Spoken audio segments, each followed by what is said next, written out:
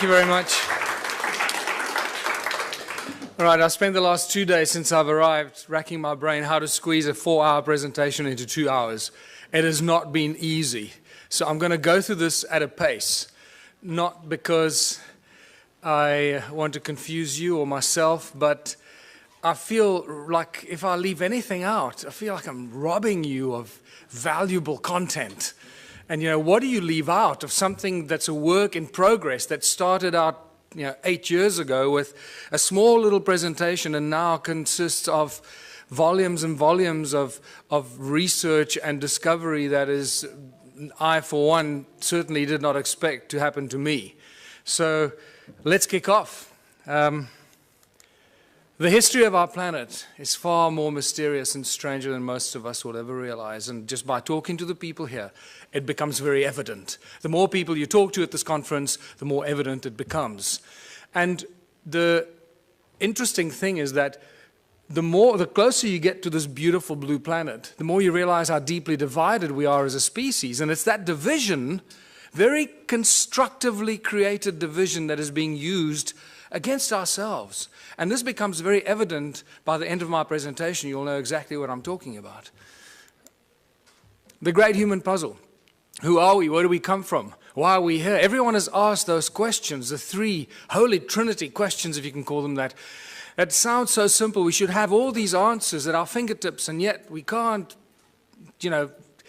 define these answers with any kind of confidence, because every time we think we've reached some sort of answer, everything shifts and changes and sends us in a completely different direction.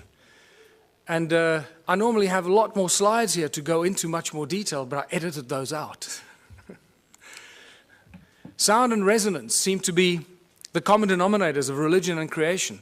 No matter how far back you go, no matter how many civilizations you look at, eventually, if you scratch deep enough, that's what you're going to find. Sound, resonance, frequency, but primordially the sound. And it also somehow connects us to opening us to understanding higher levels of consciousness. And that becomes very important as we go through this presentation. In Christianity, it's the word. God said, let there be light. Okay, let's not get into the semantics. Yes, that we can define that in very various ways, but let's look at the basic stuff that we're dealing with here. The word. First there was the word. In Hinduism, we got the Om, the primordial creative source. The Egyptians sang the universe into creation. All comes to sound. And it gets more interesting as you look at some of the more bizarre and ancient cultures. And you can see this, how these days of creation and the sound of creation is manifested in some of the symbology used in sacred geometry. For example, Christianity can be very quickly described with sacred geometric principles. And you realize that the creator of the universe is not some guy with a white beard sitting on a cloud. That's just complete fairy tale stuff and very distinct part of the control system of humanity. That division principle plays itself out in that philosophy. 6 aspects of Om, or the Om Mani Padme Hum. You see sound frequencies related to the creation process. And in Egyptology, the 6 aspects of the all-seeing eye of Horus. And when you see this, you realize that we're dealing with sound, 6 resonance ratios, all to do with sound frequencies. So sound plays a very important role, and one of the lesser known statements or thought patterns of Nikola Tesla that a lot of people seem to miss is that Nikola Tesla said that the earth rings like a bell. It's continuously ringing like a bell.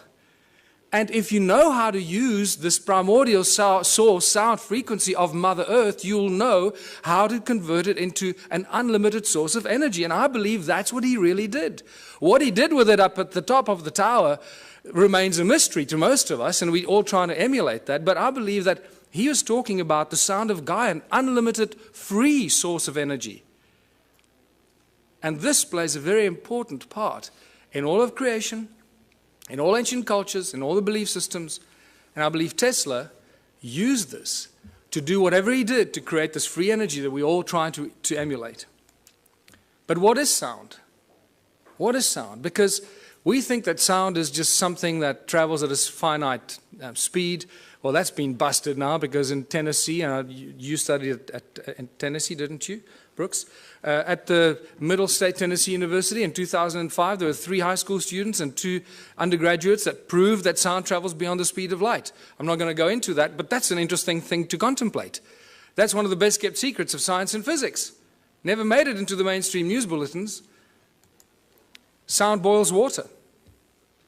This is a guy called Peter Davey in New Zealand. Since 1940, this guy's been boiling water with sound frequency. It's not complicated, because everything has a resonance. Everything in the creation and in physical form has its own fundamental resonant frequencies. If we understand the resonance and the sound behind the resonance, we can do everything. Because if sound created the universe and all things in it, because that was done by God, then we should be able to use sound to do everything else.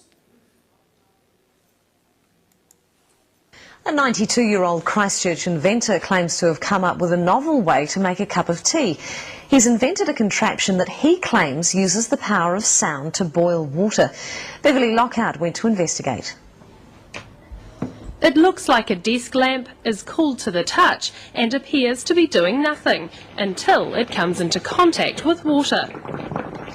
92-year-old former Spitfire pilot Peter Davey claims his invention uses the power of sound to boil water. DSIR, they're a bit baffled how it works. Nobody really knows how it works. Davey believes high-frequency sonic vibrations emitted from within the silver bulb cause the water to boil. He says the idea came to him 50 years ago when he noticed different saxophone notes caused different household items to rattle. The mains-powered gizmo has experts intrigued. Never seen anything like it in my life, as they say. Professor Williamson has his doubts about Davey's acoustic theory and suspects there are 2 simple electrodes inside the boiler. It's the conductivity of the water that provides the path for the current and provides the resistance to give the heating. I'm careful that I don't divulge everything. I'm waiting to get a manufacturer that's prepared to put some money into it. And if he does get it on the shelves, he's already got one interested customer. If I saw one in a shop, I'd buy one, because I think they're an interesting little bit of technology. However it is they work. But for now, Davey is savouring his gizmo's success and sticking to his own unique theory on how it works. Beverly Lockhart, 3 News. And in there lies the problem. He's dead. He took his secret to his grave. We will never find out until we go there, try and wrestle it out of his family to share the secret with the rest of the world. I can't believe that in all of the world of science and the the amazing laboratories that we have, there haven't been some scientists that have reverse engineered this or figured this out. Can't be that difficult. It's a resonant harmonic frequency of boiling water. Reverse engineer it. Measure the resonant harmonic frequency of boiling water and build the device. I don't have the laboratory to do it, but I've asked so many people to go out and do it, and no one's done it. So, but what we learn from this experience is we're here at this conference talking about free energy. I believe free energy means free to the world, not just free that we can suck it out of the vacuum and then sell it to the rest of the world. That's no longer free energy.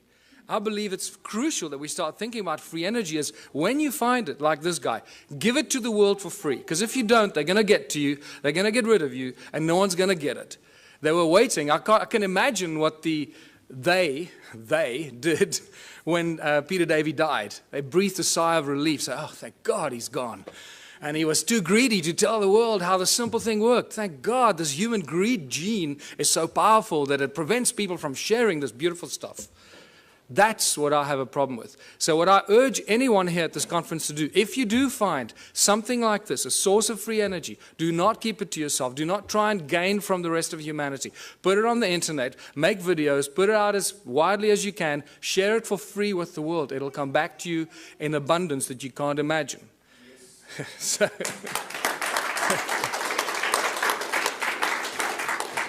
Sound levitates. All ancient cultures talk about levitating things with sound, not just sound, but also with mind and thought. Now, we hear about it all the time, but until you see something being levitated by sound, it's difficult to comprehend. Here's a beautiful example. Most of the stuff exists on YouTube, but we don't go looking for it. So,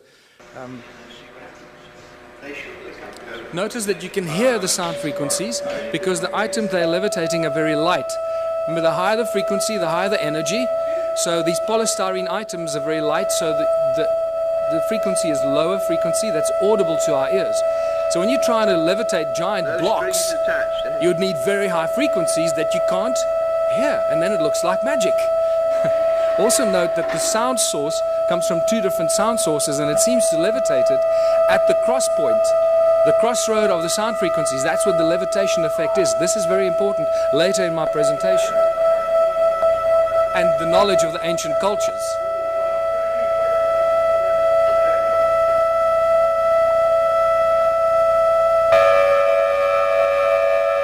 Just the slightest sound variation and the thing starts to tumble and spin. Slightest little variation on the frequency. Look where it starts to spin.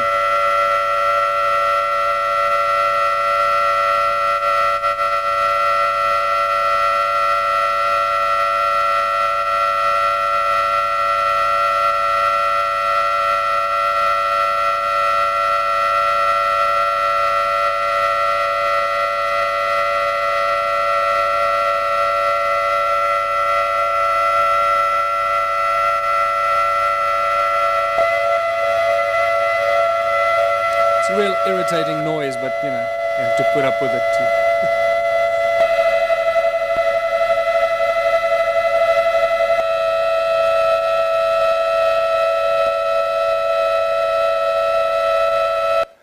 So sound levitates. It's no longer, you know, this fairy tale thing. It really happens. But sound source is also the inspiration for all the religions in the world, the great religions, and the most recognized religious symbols. This is from the guys that developed the cymoscope. I normally show the cymoscope, but lack of time. So look at this 3D bubble that is created as sound. Remember, sound is a three-dimensional thing. From the pop, it goes in all directions. It's not a wave on a piece of paper. It's a three-dimensional effect that keeps amplifying itself and goes on and on and on. Just because you can't hear it anymore doesn't mean it's not necessarily there. So here's a three-dimensional bubble that's created at the sound. But look on the right-hand side at the cross-section of it. What do you see? You start seeing one of the most commonly recognized religious symbols. Why did the religions choose the symbols? Because when you drill right into the middle of this, what seems to be at the very source of sound, the pop, or that moment, instant of pop, this is what you get. Oh boy, do I recognize this interesting symbol.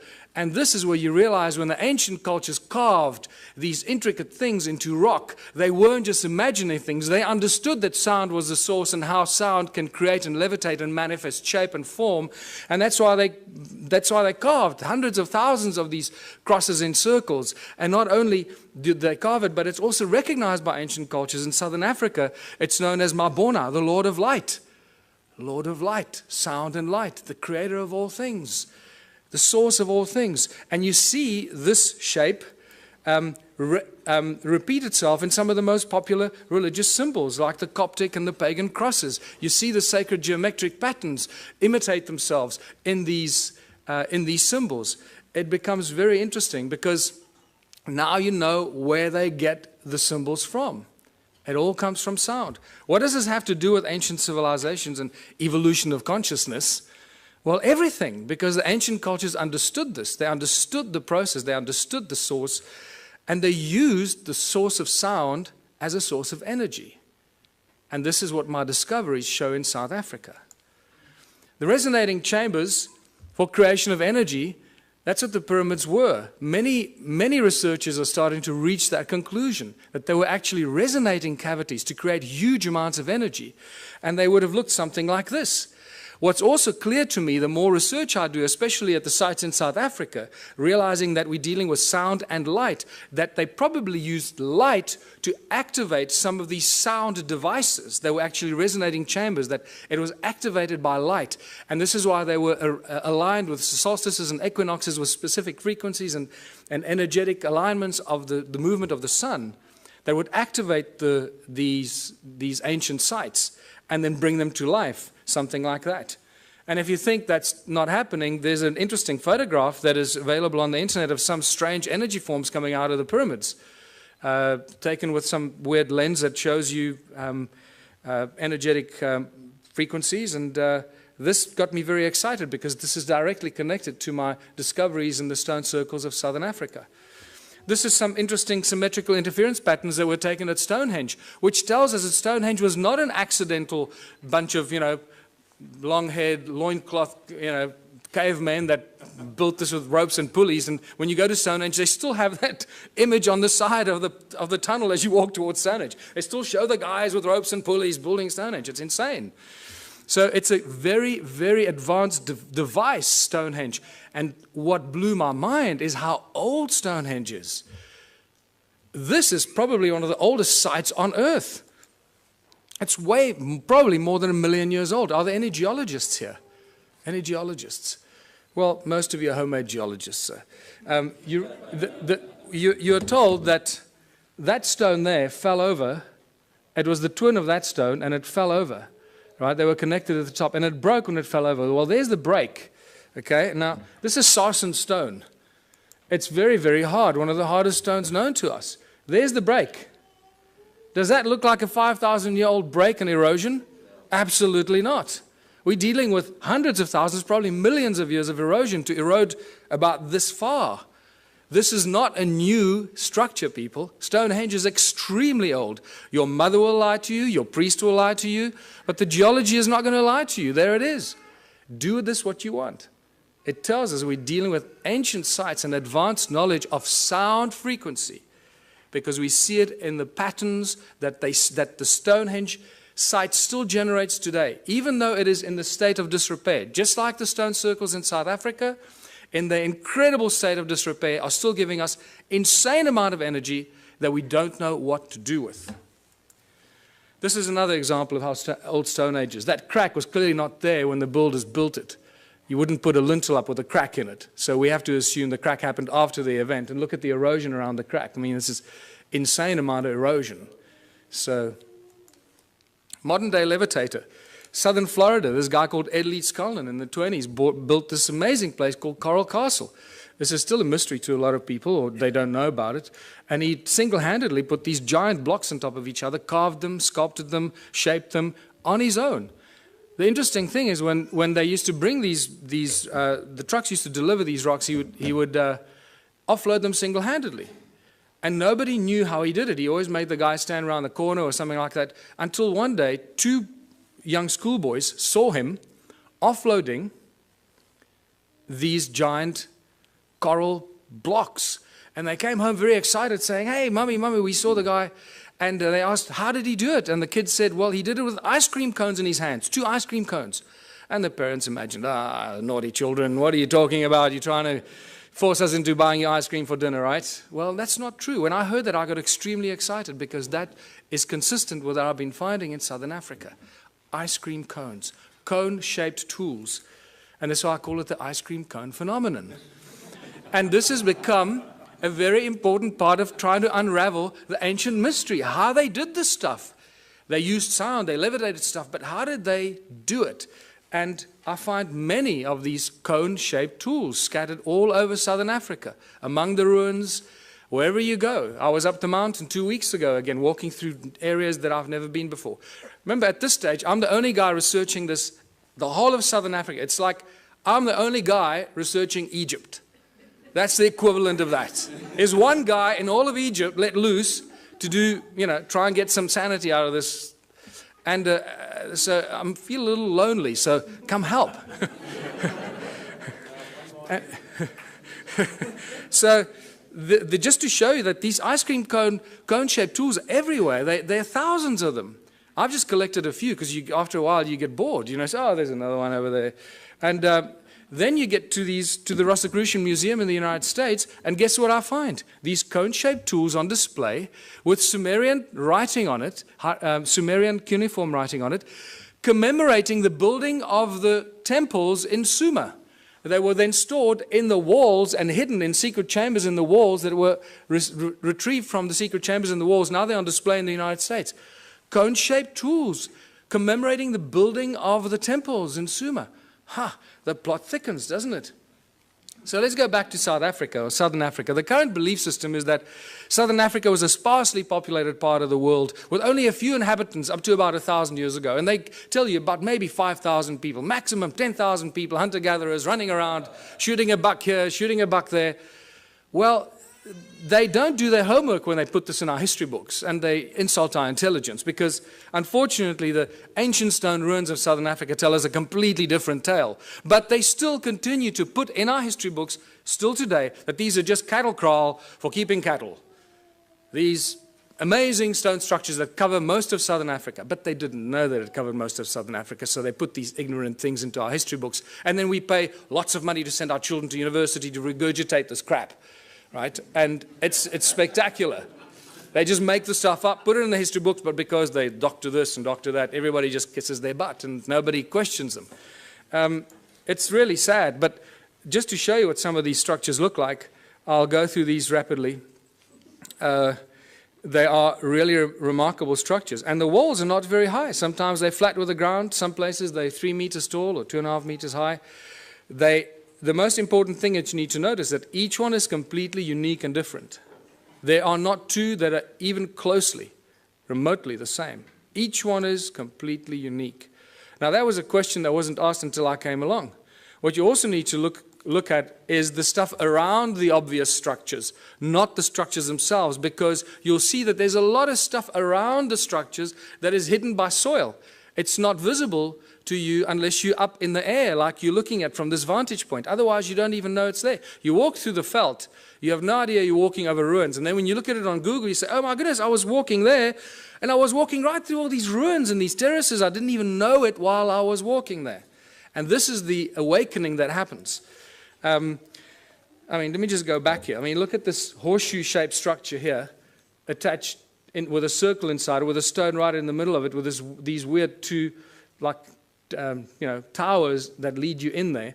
And this arm of this from the center goes right through the middle of this. There's some weird stuff going on here that we don't understand. Look at all this stuff hidden by soil underneath, around this obvious ruin here. There's another horseshoe-shaped, ohm-shaped structure. And what does ohm represent in modern electronics and electricity? It's linked to vibration, frequency, the movement of current, and so forth, resistance. Look at all the stuff in between, covered by soil. You have no idea that there's much more of this stuff in between, connecting this one to that one. And then they build beautiful flower-shaped stone structures because they look like pretty flowers, right? Except you can only see it from the air. And they're all connected by these channels. There's a channel coming out of it and a channel running down there that's badly destroyed, and these strange hexagonal shapes. What is activity all about in Southern Africa? Always about gold. Don't you ever forget it. Always about gold. And remember, it's not the obsession of humans with gold, it's the God's obsession with gold. In Genesis 2, when Adam was alone on earth, Eve had not yet been fashioned from his rib. God comes to Adam and says, hey buddy, there's a place called Havilah. It's land full of milk and honey. The land is good, the water is good. And by the way, buddy, there's gold.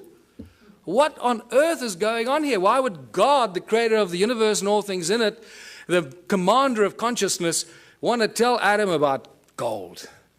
And it's in that one defining moment that you divide God with a big G from God with a small g. Huge, huge division. The twain shall never meet. And the Bible and ancient texts seem to be, especially the Bible, is constantly crossing those lines. What I find fascinating, scholars that have been studying the Bible for 30 years, their entire life, still keep crossing that line. God with a big G, God with a small g. The Elohim is a plural. The Elohim and the Anunnaki are the same beings, and I'll show you why.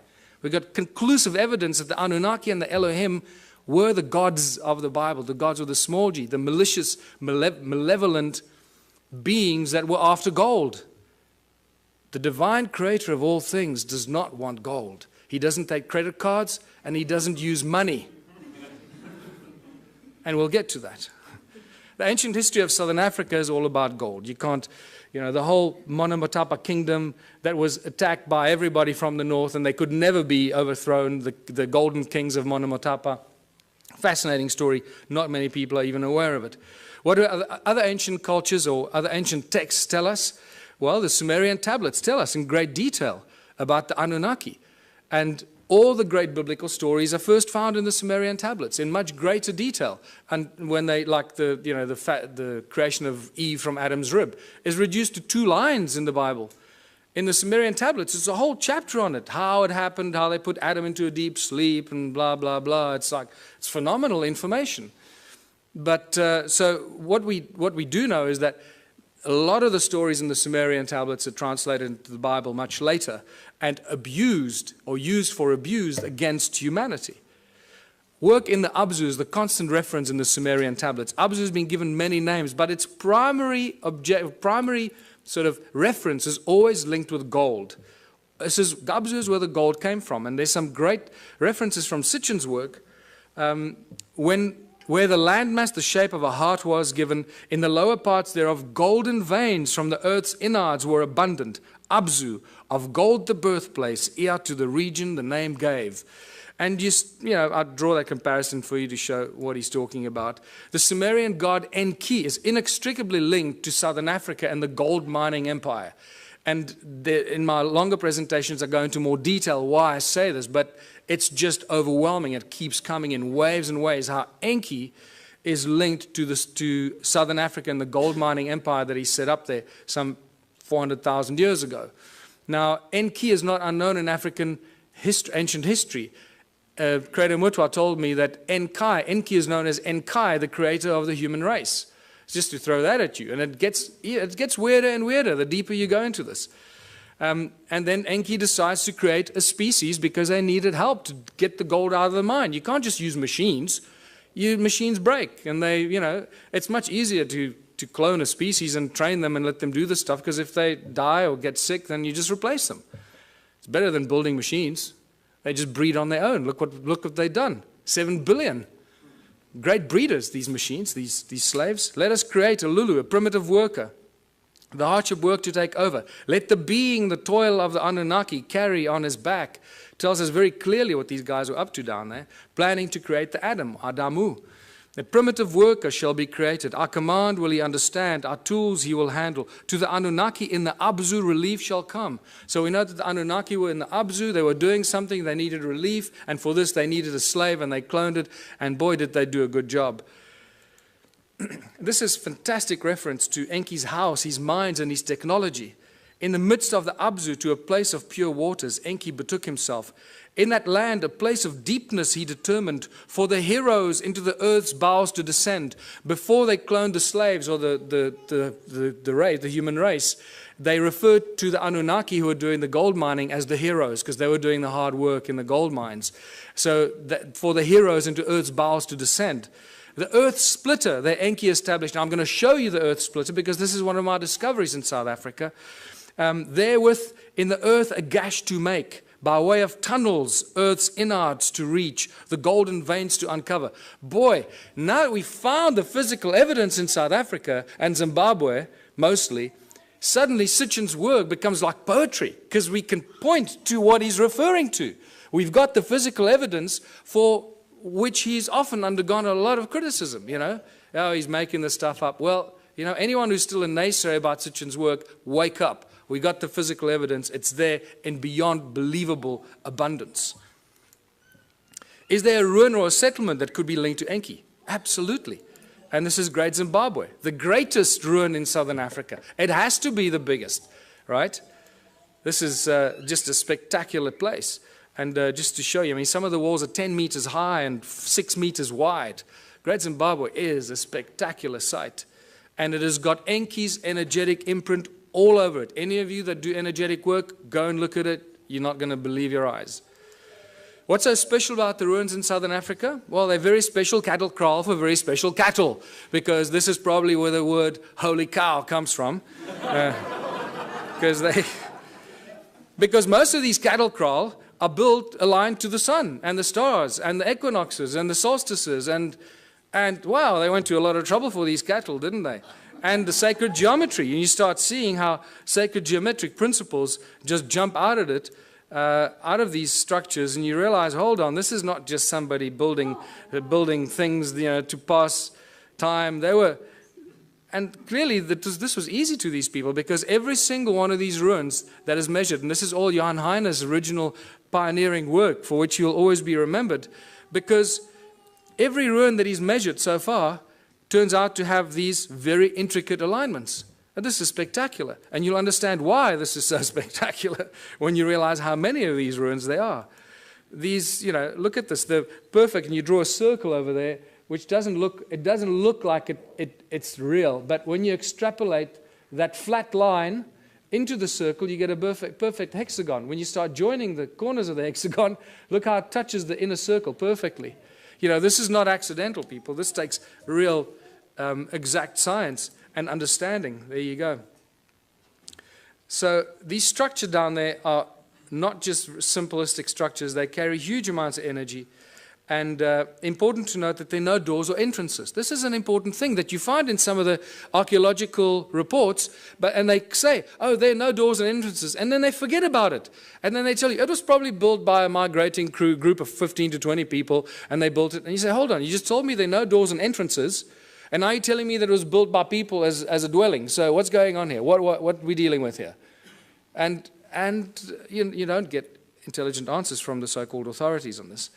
And agricultural terraces. Thousands of kilometers of agricultural terraces. In fact, more than 450,000 square kilometers of agricultural terraces in a sparsely populated part of the world. Who built these terraces? What were they planting in these terraces? What's going on here? It doesn't fit. It doesn't match. Terraces are everywhere. When you start looking and opening your eyes, mountains are covered by these terraces. This is in Botswana. This is in Lesotho. There are terraces up some of the most incredible steep mountain sides that don't make any sense. In fact, if you go into Google Earth and you look at Lesotho, I challenge you to find any part of Lesotho without terraces. It's actually quite incredible. They're just terraces everywhere. And there's just been no people down there to build these terraces, so where do they come from? This is one of the greatest examples, because you can see the channels that link them, the circles and the terraces, all one giant grid. Nothing stands alone. Remember I told you, look at around the circles, the stuff hidden by the soil, because there are no standalone circles. They're all part of a giant grid, a huge grid. No standalone, all connected by these weird channels that are clever people at university call roads to drive the cattle on. This is why these roads are there, because they were built because the people 200 years ago built them to drive their cattle on. And that's as far back as they go. Maybe 400 years ago, that's it. This is just spectacular. This is right up the road from where I live. So when I leave my house and I go walking in the mountains, this is what I walk in these places. And it's rather silly. So I take a lot of photographs and I write a whole bunch of stuff, and then I come talk to people like you, and I feel like I'm, alone, lost in the world. Ancient roads and channels run for hundreds of miles. Notice, circle, channel, and the extrapolation or the extension of the circle that looks like a giant spider's web. And it's these giant spider's web that turn into these agricultural terraces. And there's a very specific reason why this is all connected, which you'll understand soon. Look at these archaeological drawings from 1939, clearly showing us that there are no doors and entrances, and these circles are all connected like a bunch of grapes. And then they don't make any more comments about it, they just leave it. The roads link every stone circle. There's the road there. It's very, very badly eroded, as you can see. Most of the times you don't even know you're walking on these ruins. Over there at the bottom, it used to connect in there, but that looks like water washed it away at some stage. Look at this linking into these strange hexagonal things. There's not enough time to talk about that, but there's spectacular information about what was going on there. And there's ruins there and there, but they're just covered by soil. This is a beautiful example of a channel running into with all the stuff around it. The spider's web effect. Look at this. Now imagine most of southern Africa looking like this a long, long time ago. And these are all cattle kraal, as I said, built for special cattle. There were a lot of cattle. Boy, they were just, I don't know where the people were, but there are a lot of cattle. Hey, maybe... How many of these ruins are there. And this is where the penny really drops, when you start figuring out how many there were. In 1891, the brilliant Theodore Bent, this is one of the few archaeologists that I carry real respect for, wrote a brilliant book, The Vanished Lost Cities of Mashonaland. And it's a phenomenal book. And in 1891, from horseback, traveling through South Africa, Botswana, Zimbabwe, he estimated about 4,000 of these structures. Then by 1974, Roger Summers, who had more technology available, calculated about 20,000 of these stone ruins. Now, by now, I started going, hold on, 20,000 stone ruins in a sparsely populated continent doesn't make any sense. I got involved in 2007 when Jan Heine introduced me to this, and within 6 months, I estimated at least 100,000 ruins. So I thought, well, before I release Temples of the African Gods, I can't just thumbsuck the stuff. Let me have some sort of at least scientific argument for this. So I started counting. I used Google and aerial shots and just started counting, and extrapolating, getting averages per hectare, per square kilometer, per larger area. And I went all over southern Africa and found these densely clustered areas and got averages. And some of the aerial photographs looks like, there's circles here. When you look closer at it, when you study this, you see how connected they were. This is all over southern Africa. Some of them are in the Transvaal or in Gauteng, what used to be the Transvaal, in Mpumalanga, in the Orange Free State. There's some in Natal, KZN. I just found some in KZN 2 weeks ago when I traveled to KZN. And I hadn't found any before. So wherever you go, you find more ruins. Zimbabwe, Botswana, as I mentioned. And this one I'll be talking about again. This is near a town called Bronkhorstspruit, very strange looking structures. This is again close to my house. And this is south of Johannesburg. There are thousands and thousands of these south of Johannesburg, and they think they discovered gold there in the late 1800s. And this is just spectacular. It's the density of these. This is other side of Rustenburg, where I grew up near the platinum mines on the way to Botswana. This runs about 5 by 5 kilometers, and it's just dense like this. It's ridiculous. And this is back near where I live, just to show you the circles with the channels connecting them and the terraces. And by the time I finished counting, getting all these averages, I found out there were more than 10 million of these. So forget 4,000 and 20,000 and 100,000, more than 10 million of these. In fact, I can now tell you categorically it's probably closer to 20 million of these. And we'll be surprised if there aren't more. It's spectacular. We're dealing with the largest and most mysterious ancient civilization on earth that no one's paid any attention to until now. What happened to them? What happened to 10 million stone structures and the people? Forget the stone structures. We've got evidence of those. Where are the bones? Where are the dead people? There's nothing. Not a trace of who occupied these. Isn't that more mysterious in itself? That for an extended period of, I'll show you, about 280,000 years, people lived and worked here. Then no fossil remains of these people. What on earth went on here? This is where you start listening to people like Drunvalo Melchizedek, when he says that, human populations have been evacuated and moved from one planet to another. You go, well, hold on. Suddenly that makes a little bit more sense than anything else. Because we should have found bones. There's been a lot of digging, mining, and there should be bones everywhere. Farmers, building houses. So what happened to them? This is where the Sumerian tablets become very important.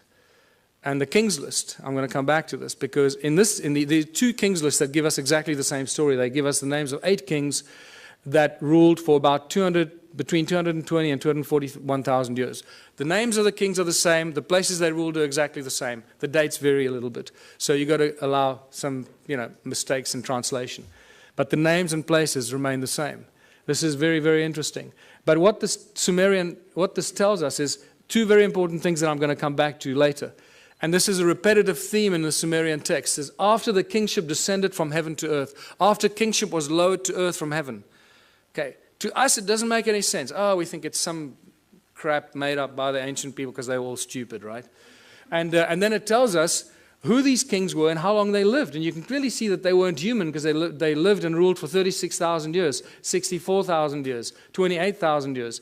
And then a very important thing that it tells us, a very important statement from these 2 Kings Lists. And then the flood swept over. So two very important things, three important things. That kingship was lowered to earth from heaven.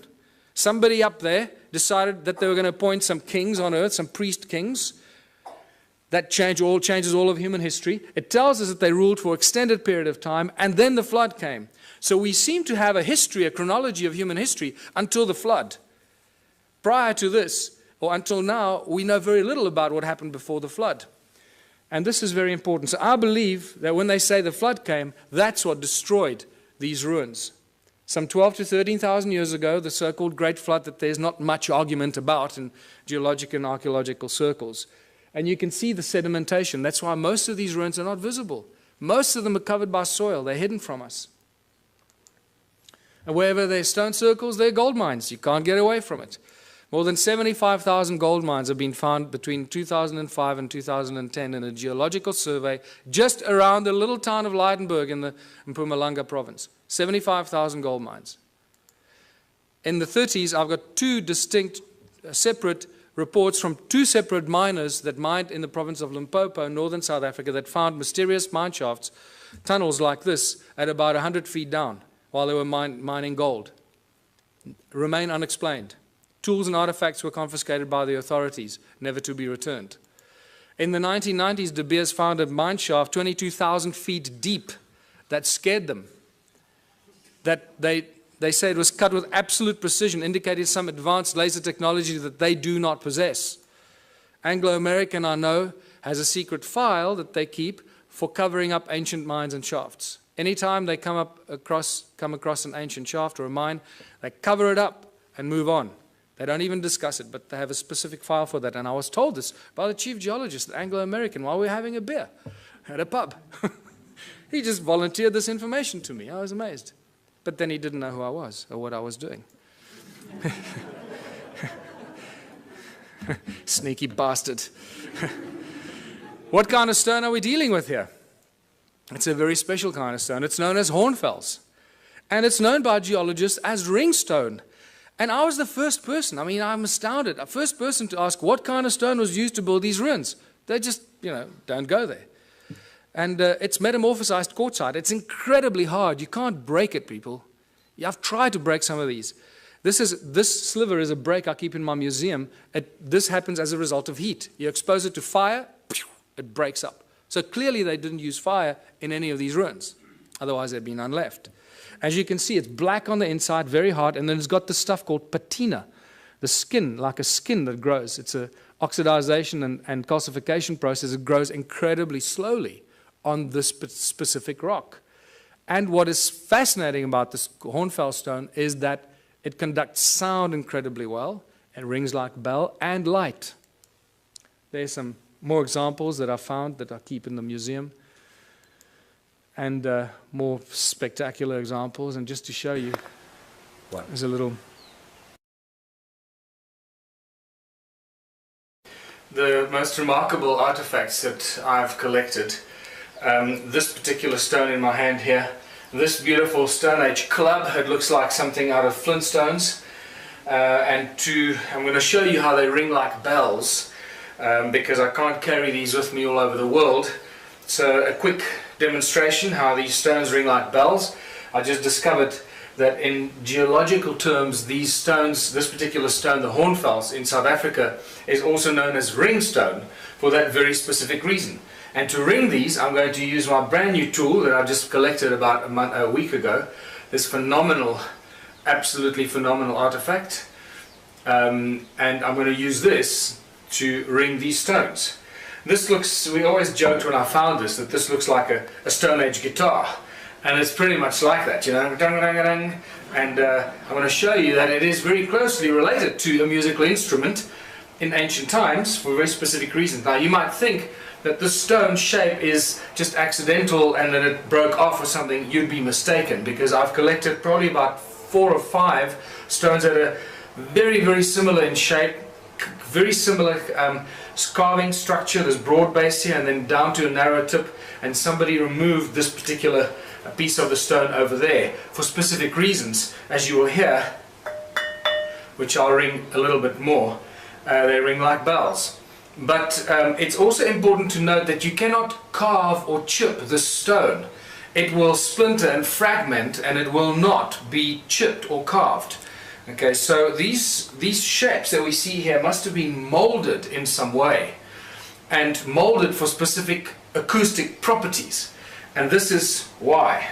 You've got to hold it a very specific way to make as little contact as possible to get it to ring and resonate at its optimum. Now remember, it's also covered in patina, the skin of the rock, this brown reddish color that covers the rock, that is no longer the original black or charcoal color, the original color of the metamorphosized quartzite that's underneath.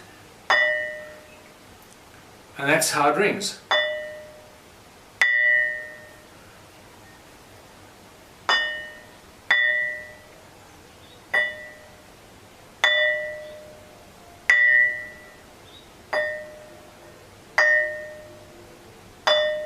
I can actually feel my fingers underneath are deadening the ringing because I'm holding it and it's deadening some of the effect.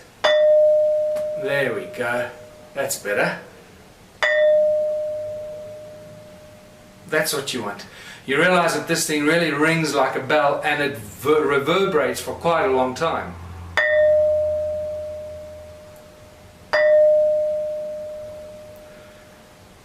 Alright, and now to show you that this is not the only one, here's the other one. The Stone Age Club. And I drove over this myself a few times, driving up the mountain of the forest road, and eventually I stopped and picked it up because I realized this is one of the most remarkable tools that you will ever find, and thank God I did.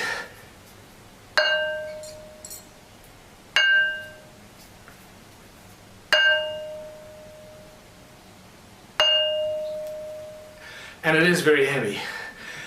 I'm out of breath because I'm holding my breath not to make a noise, and this thing weighs probably about 15 kilos, so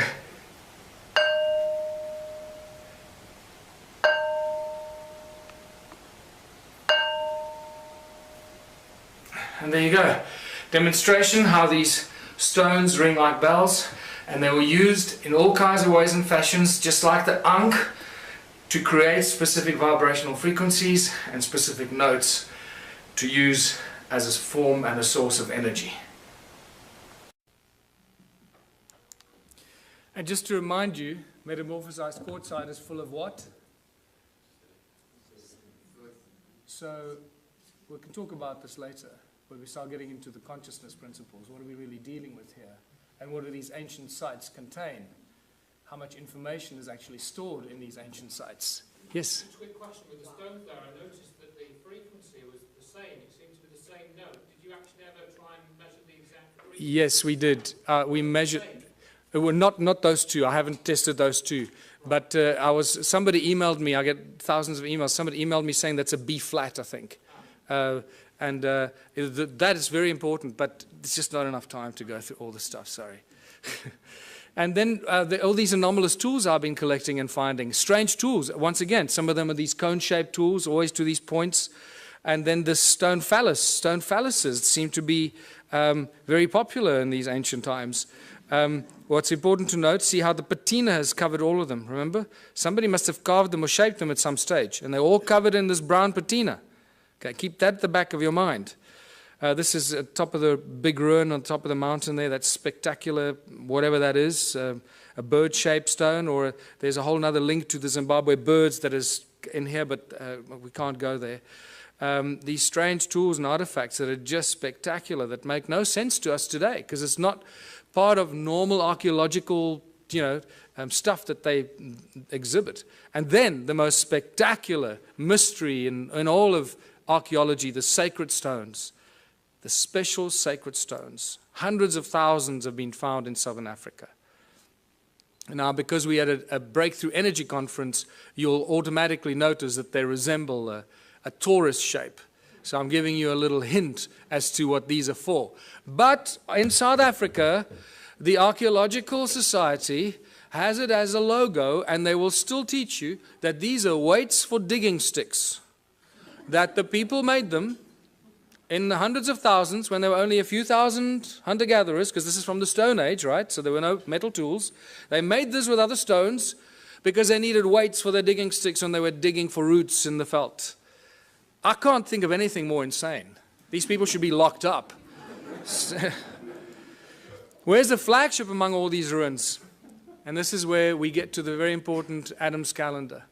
It was rediscovered in 2003 by Johann Heine, and he'll always be remembered for that, because this is one of the most spectacular discoveries in all of human archaeological history. These are the two central calendar stones. Baba Kreda Mutwa, the preeminent African shaman, told me when I saw him, there you can see Adam's calendar, my other book lying on the desk. When I showed him this book, he burst into tears and took quite a while to calm himself down. He said he never thought he'd see that sacred place again. He was initiated at this place in 1937 as a young shaman, and he calls it Inzalo Yelanga, or birthplace of the sun. Specifically the S-O-N, not S-U-N, because it is believed by the shaman that this is where the gods created humanity, birthplace of the sun. That's what it looks like from a helicopter, circular structure, that is north, that is south, not the trees, the stones under the trees. They're the two central calendar stones, and over there you see a wooden pole, that's where the stone man used to stand, and right from the stone man across there, across the Horus bird lying there, which you'll see, we're looking east, exactly east at the rise of the sun. On the edge of this cliff, which is known as the Transvaal Escarpment. There's looking north, exactly north, between the two stones. You can see north-south line goes right between the two central calendar stones. And why is it a calendar? This is Johann Heine showing me of our very first visit there, why it's a calendar. And he did all the original calculations when he rediscovered it. This setting sun casts a shadow, this rock casts a shadow on this one, and you can tell every day of the year, from the summer solstice on this side until the winter solstice on that side, and it comes back. So it's still an accurate calendar. And one of the few that I know, I can't think of any others that do this, monolithic calendars or Stone Age calendars. This is a 3D reconstruction that we did, putting the stone man back in his place, who was removed in 1994 by the Minister of Environmental Affairs, to put a plaque on it to commemorate the opening of the Blue Swallow Nature Reserve. Isn't that ironic? Desecrating one of the oldest sites on Earth. And then they try and prevent us going there because we're bringing tourists there and we're desecrating the place. And there you have, looking out east from the stone man across the calendar stones, very distinct Horus stone, looking at what? 3 stones that seem to align with those pyramidal structures over there, that are aligned with the rise of Orion over there. But you'll see more about that now. How do we date the stones? We look at everything. I'll look at anything, because you can't date stones. So you got to look at everything. Use your, do what the guys in CSI do. Follow the clues and the evidence. And what makes most sense, you have to go with that. So first of all, every stone there is known as dolerite. It doesn't belong there. It is now categorically proven and shown from geological studies that those stones do not belong there. They were brought there by somebody to build the calendar site. That's the edge of the Transvaal Escarpment. It's known as Black Reef Quartzite, and it's full of gold. There's a gold mine underneath that ridge, actually, an ancient gold mine. The erosion, that piece there broke off there. That's the erosion on the tip of that ridge, on the break. Most geologists I've asked suggested to me, pick a number above 50,000 years for the amount of erosion that happened there. So 50,000 years ago, that piece broke off and landed there. Right? So now we're starting to get to the ancient age of this. But this is one of my best, is the patina growth, because I've told you already that these tools have been molded and shaped, and the patina has grown back. That's what it looks like when the patina is gone, black, and then the patina grows back. This is a great example of a monolith in one of the stone walls that at some point broke, and this tip broke off. Look at the patina that's grown back. There's about 2 millimeters of patina growth. We're dealing with something. This patina is known to grow at about 1,000 years per microscopic layer. 1,000 years per microscopic layer. So for a millimeter or 2 millimeters of patina, we're dealing with something that's 100, 200, 300,000 years old. We don't really have a measure for it, but it's extremely old. And we know that this is not normal archaeology. Look at this beautiful carving of one of the stone structures. So not only did they build the stone circles, but they first carved them into rock. This is another interesting part of this presentation that I normally go into a lot more detail. But look at, after they carved this crack appeared through the rock. This hornfels stone, you should see the black of the hornfels on the crack. On a fresh crack, you'll see the black of the hornfowls. But it's so old that the patina has grown into the crack and completely covered up the black color. So this shows us how old this carving is. So we're dealing with probably 50 to 100,000 years old that this carving is. So these are the kind of indicators that we have to use when you deal with this kind of evidence, because you can't follow the normal archaeological routes. They just don't have the tools to do that. But this, my friends, is by far the most important discovery, I believe. If you look at the circular, you can see the whole Adam's calendar is a circular structure, north-south. But the first thing that you notice is that it's not at 12 o'clock. It's not true north. It's slightly left of center. So Johan Heine and I had it measured, and we found out that there's a 3 degrees, 17 minutes, and 42-second deviation anti-clockwise. Now, that's not possible, because we're not dealing with magnetic north. We're dealing with true north. And at first, we thought that this had something to do with the precessional wobble. So I spent a lot of months trying to analyze and speak to experts in precessional counting and all that. And I realized, hold on, I'm barking up the wrong tree. This is true north. Wherever you are in the precessional wobble, true north stays at true north, right? So what's going on here? This is 3¼ degrees deviation. I believe that the man that holds all the information is Charles Hapgood, who's been trying to teach us about crustal displacement and crustal shift. I believe that Adam's calendar is a real geophysical example that crustal shift displacement did happen, because these guys did not make mistakes. They would not have accidentally built at 3¼ degrees out of alignment. It's not going to happen. So, we know that crustal displacement happened, we just don't know when. But here we have physical, geophysical evidence that it did occur. And then obviously the Orion connection. You can't get away from the Orion connection. All ancient cultures do it. I've mentioned it already, those three. There's your Horus stone, and look at that distinctly carved rock there. Those three, if you lift them up, they align precisely with the rise of Orion's belt when it was flat on the horizon. I've had 2 separate calculations done by 2 separate astronomers. Both of those will be wrong, because none of them took into account that 3¼ degree misalignment. So, but it just shows you that their calculations are really, really old. That's really interesting. I didn't cross-examine on them. And just to show you this beautiful Horus stone, I discovered that one morning when I went there with another guy very, very early when I started doing this exploration. And that stone was covered by soil. So we couldn't see. I didn't know that it was actually a Horus or a bird-shaped stone. But then when I moved the soil away from about there, suddenly this beautiful head and nose appeared. It doesn't look like much from here, but there's nothing to stand on to take photographs. You know, if I take one step backwards that way, I fall off the edge of the cliff. So, and there you go. It's about 3.5 meters tall. There's a fat belly there that you can't see on this angle. And the nose is broken off. That's probably maybe another foot there that would have extended. If you lift it up, there you got it, reconstructed. Adam's calendar. When I called it Adam's calendar, I had no idea how close to the truth it was. This is where humanity was created according to ancient African culture, where the Anunnaki artificially, genetically created the Adamu, the human species that we all belong to in various forms and shapes. And then we get to the discovering of the pyramids. The mystery just, gets better and better. Look at that. This is one of the first pictures taken of Johan in 2003 when he started measuring the calendar and finding out all these mysteries. One of the best pictures, because I've been there thousands of times and you just don't get good pictures of the pyramidal structures. There's a third one, a little one over there, just sticking its head out. I've been told through various means that there's about 30 meters of sedimentation down there. So we're only probably seeing half of those pyramidal structures because of the flood, remember? The flood that destroyed all the stuff. That would have covered all of it. Why are they pyramids? Why am I so convinced they're pyramids? For various reasons. First of all, when you go into Adam's calendar, the moment you cross the circle, because there's no obvious circle, it's an imaginary circle. The moment you cross that circle with your GPS, you lose signal. Okay, it works here. The moment you walk in there, your signal is gone. And I love the macho guys. They just love it. Oh, my GPS will work. You'll see. I'll show you how my GPS works. And they go in there.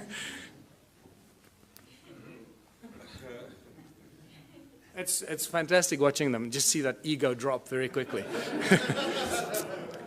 And then when you take the same GPS down to the pyramids, there were 4 of us. I will forever regret not taking a photograph of it, because there were 4 of us standing with GPSs like this. And every GPS gave you a completely different reading. Not just slightly off, but miles off. You were like, you know, in another province. It was insane, right between the two pyramids. Not only that, but all these ancient cultures built things according to the sacred geometric principles. So I thought, hold on, this will tell me if it's linked or not. Let me draw a golden mean spiral from Adam's calendar and see where it lands. Well, you know, I didn't have to guess. You got it. So here we can do a beautiful twist on those that want to stick to mainstream science. And we can argue the argument of probability, which is one of the most commonly argued arguments in science, isn't it? Probability. So the probability factor that the golden mean spiral accidentally ends between the pyramids is so completely out of kilter that it has to be linked. You're dealing with several million or several billion odds to one that it's, you know, an accident. So the probability factor plays a very important role here. We're dealing with something that's connected. And also through channelings and other psychic revelations, I've been told in no uncertain terms that we're dealing with some very advanced stuff here. And then when you connect Adam's pyramids through Great Zimbabwe, Enki's house, it lands right in the Great Pyramid of Giza. And all along the 31 degrees east longitudinal line, the Nilotic meridian, right, which is also linked to the white lions of Timbavati, the sacred white lions of Africa. And you start seeing all this connection. It's just beautiful. It just unravels more and more. And then my beautiful friend Willem de Swart, who's decoded the numeric system and the secret numbers of God, made it very clear to me that the name Elohim equates to the number 31. Elohim. 31 degrees east longitudinal line. So this gives us an indication that the Anunnaki and the Elohim are the same group of beings. I just recently did an interview with George Noory. The very last caller that called in told me he was abducted by the Anunnaki 12 years ago, before he knew any of the stuff we're talking about here. They told him they were tall, about 9 feet tall, blonde, blue-eyed individuals. They told him they were the Anunnaki, and they also told him they were often referred to as El or Elohim. That was very interesting, and then the show ended. So I need to talk to him more. So what were all these stone circles for? Millions and millions of stone structures, all connected. Each one is completely unique, different, built with stones that ring like bells. What's going on here? Archaeological drawings show us that there are no doors and entrances, and some of them are concentric circles, like expansion, amplification chambers, or something to that extent, right? So are these connectors, these channels, actually like wires? Absolutely. So let's go back to what Nikola Tesla said. He said the earth rings like a bell, and it's an inexhaustible source of energy if you know how to use the sound frequency of Gaia. And I believe that this is what it is. The cymatic patterns remind us of what we're looking at. The shape of Om. This is the shape of sand on a metal plate. That's what you'll find. So what we're looking at here is cymatic patterns from Earth. Each one of these stone circles just simply represents the cymatic or the shape of the sound of Gaia at that particular point. And this is why they connected. So they created one huge energetic field. There's one example. There's Hans Jenny's photograph, the circle in the middle and the spider's web effect outwards, the circle in the middle, spider's web effect outwards, except these were connected so they could share the energy they suck out of Mother Earth. And but how much energy could these structures create? For this, we got to go to 1944 in Japan, when they were developing the death ray with which they were going to smite the Allied army. But unfortunately, they got nuked, so they never got to use the death ray. But one of the things that I found out is that at the core of this death ray was a thing that they used called a magnetron, a resonant cavity magnetron.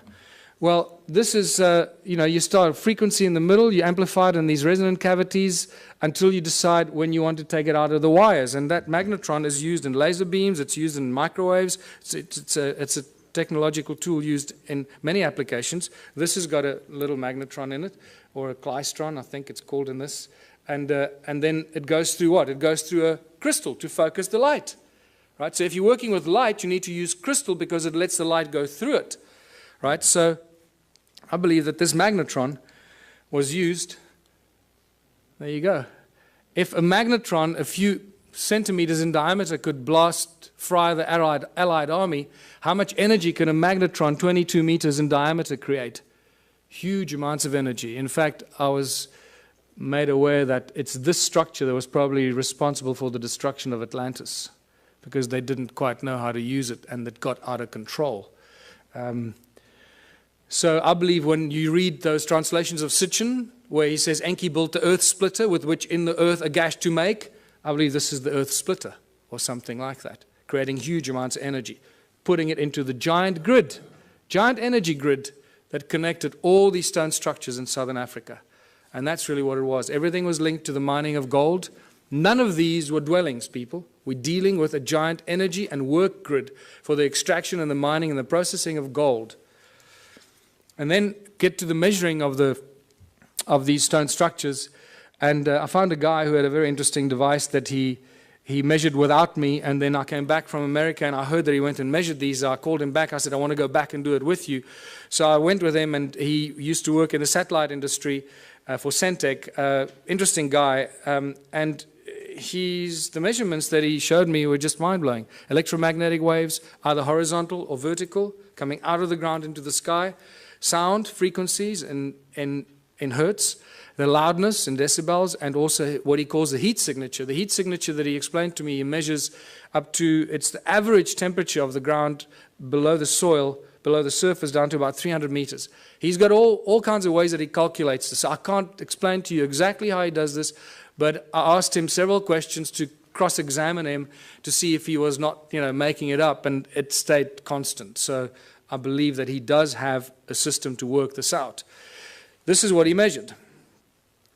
The outside, the heat signature anywhere outside here is 5.5 degrees Celsius at the surface of the ground. The moment you move the device in there, it shoots up to 29 degrees. So it's 5.5 degrees, 29 degrees.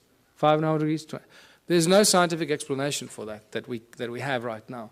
You go in there, it goes up to 33 degrees. 5.5 degrees, 33 degrees in the middle. What's interesting, the electromagnetic field here runs at the equivalent of about 280 megahertz, but it's vertical, straight out of the ground into the sky.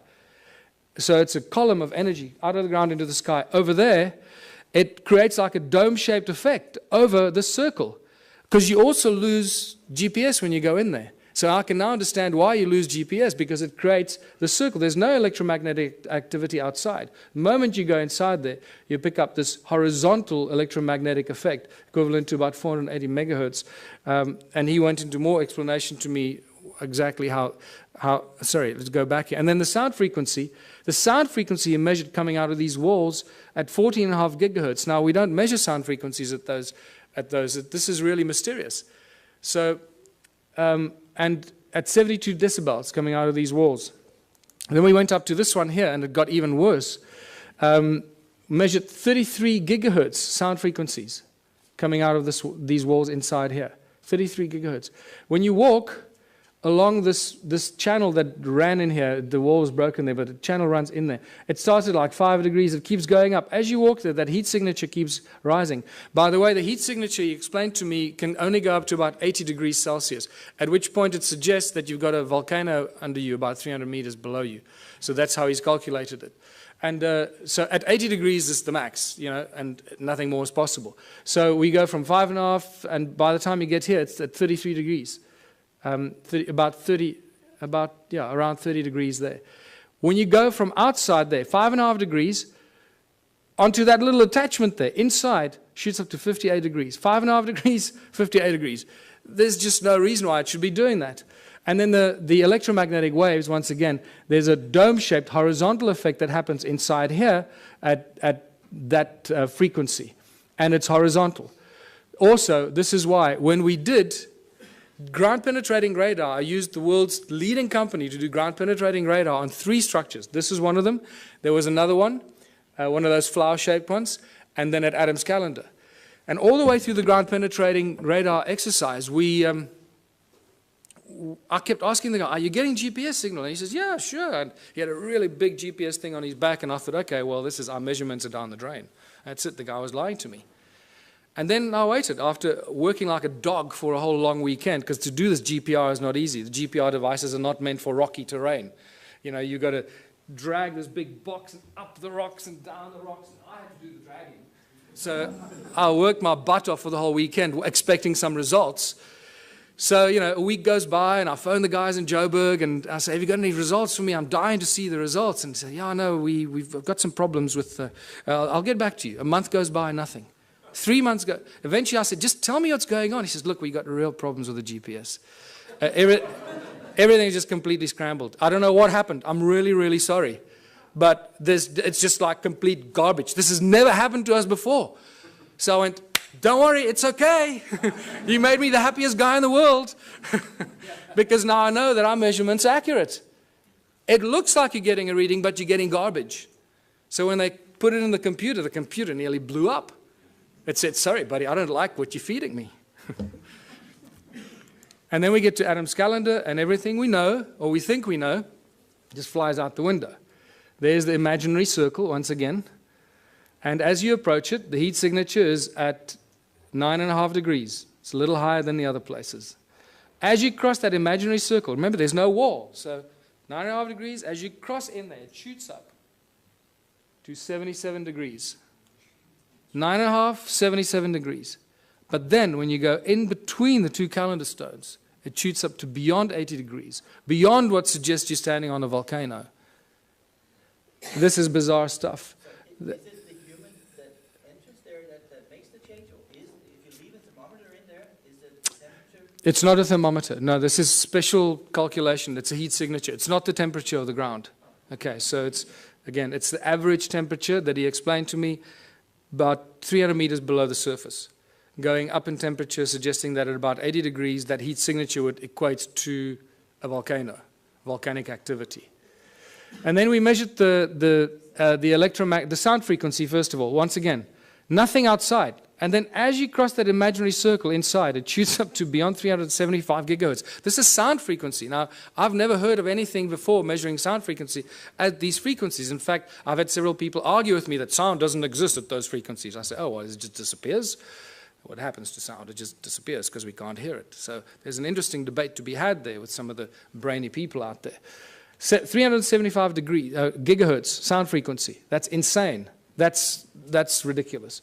But then the electromagnetic fields become very important in this discovery, because as you cross in there, it shoots up to 1700 megahertz, equivalent electromagnetic activity, horizontally, creating a dome-shaped effect. Again, this is why the GPS doesn't work inside there. But in between those two calendar stones in the middle, it shoots up even higher to 1800, but vertically, straight out of the ground into the sky. And that just blew my mind, because that made me realize that we're dealing with something very special.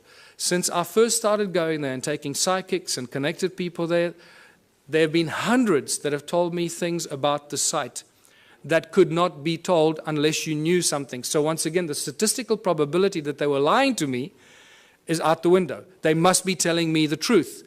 And the recurring constant, that thing that I've been told by, strange woo-woo people, is that it's an active vortex and a portal. Now that we've measured it, I believe them, because this is the kind of thing that we measure there.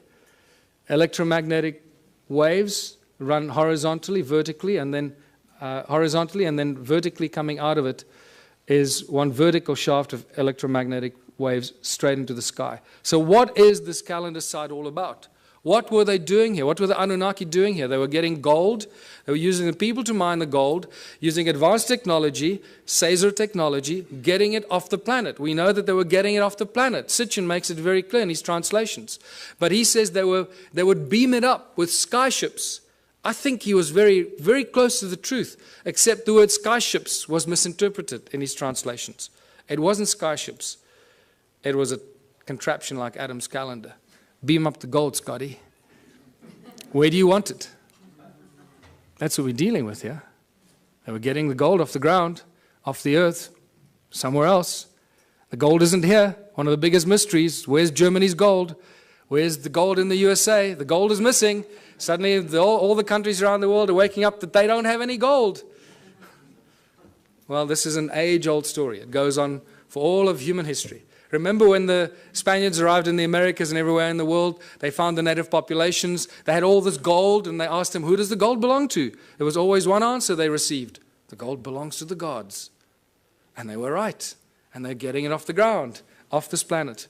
So Caesar technology was only discovered in the 17th June 2009. This was reported on in some of the scientific journals, talking about sound as being used as laser beams. Not light, sound.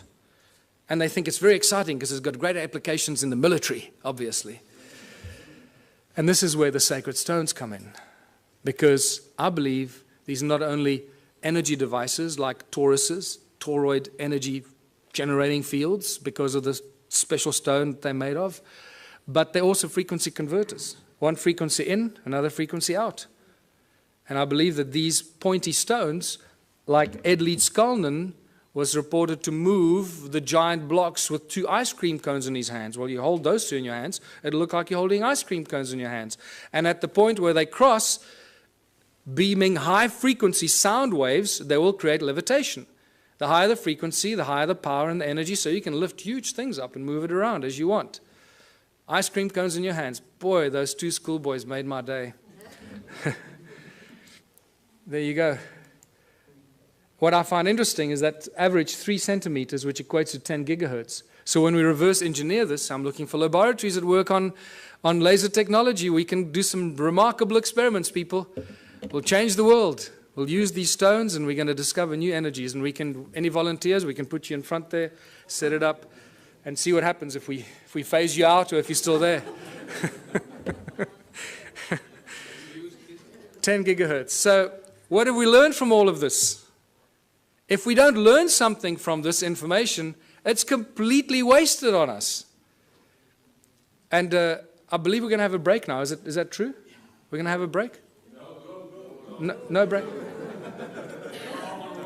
So I was going to have a 10-minute break, but mostly for your sanity, I'm used to this. So I believe that we're reaching the conclusion of a prophecy. All the ancient cultures have these great, amazing prophecies that last thousands and thousands of years, and they say that the end days will be as the first days. Did you know that in 1980, in the mid-80s, 4 of the North American native tribes came to South Africa to meet with Creator Mutwa and some of the African shaman because they believe that the new age will rise out of South Africa. It was quite amazing. And they had all these ceremonies at these sacred sites and so forth. So the end days will be as the first days. Well, if humanity arose out of South Africa, then it should restart there again. And it makes me quite curious to see what's going on in South Africa at the moment. There's some really interesting things, and I seem to be involved in a few of those for some reason, but we're rediscovering free energy. We're discovering that sound is a source of energy. We just need to realize how to use it, figure out how to use all these ancient stone circles that give us insane amounts of free energy every second of the day. We just don't know how to use it. We're crossing the galactic plane. It's the rise and fall of civilizations, concluding these giant, as Plato called it, the great year.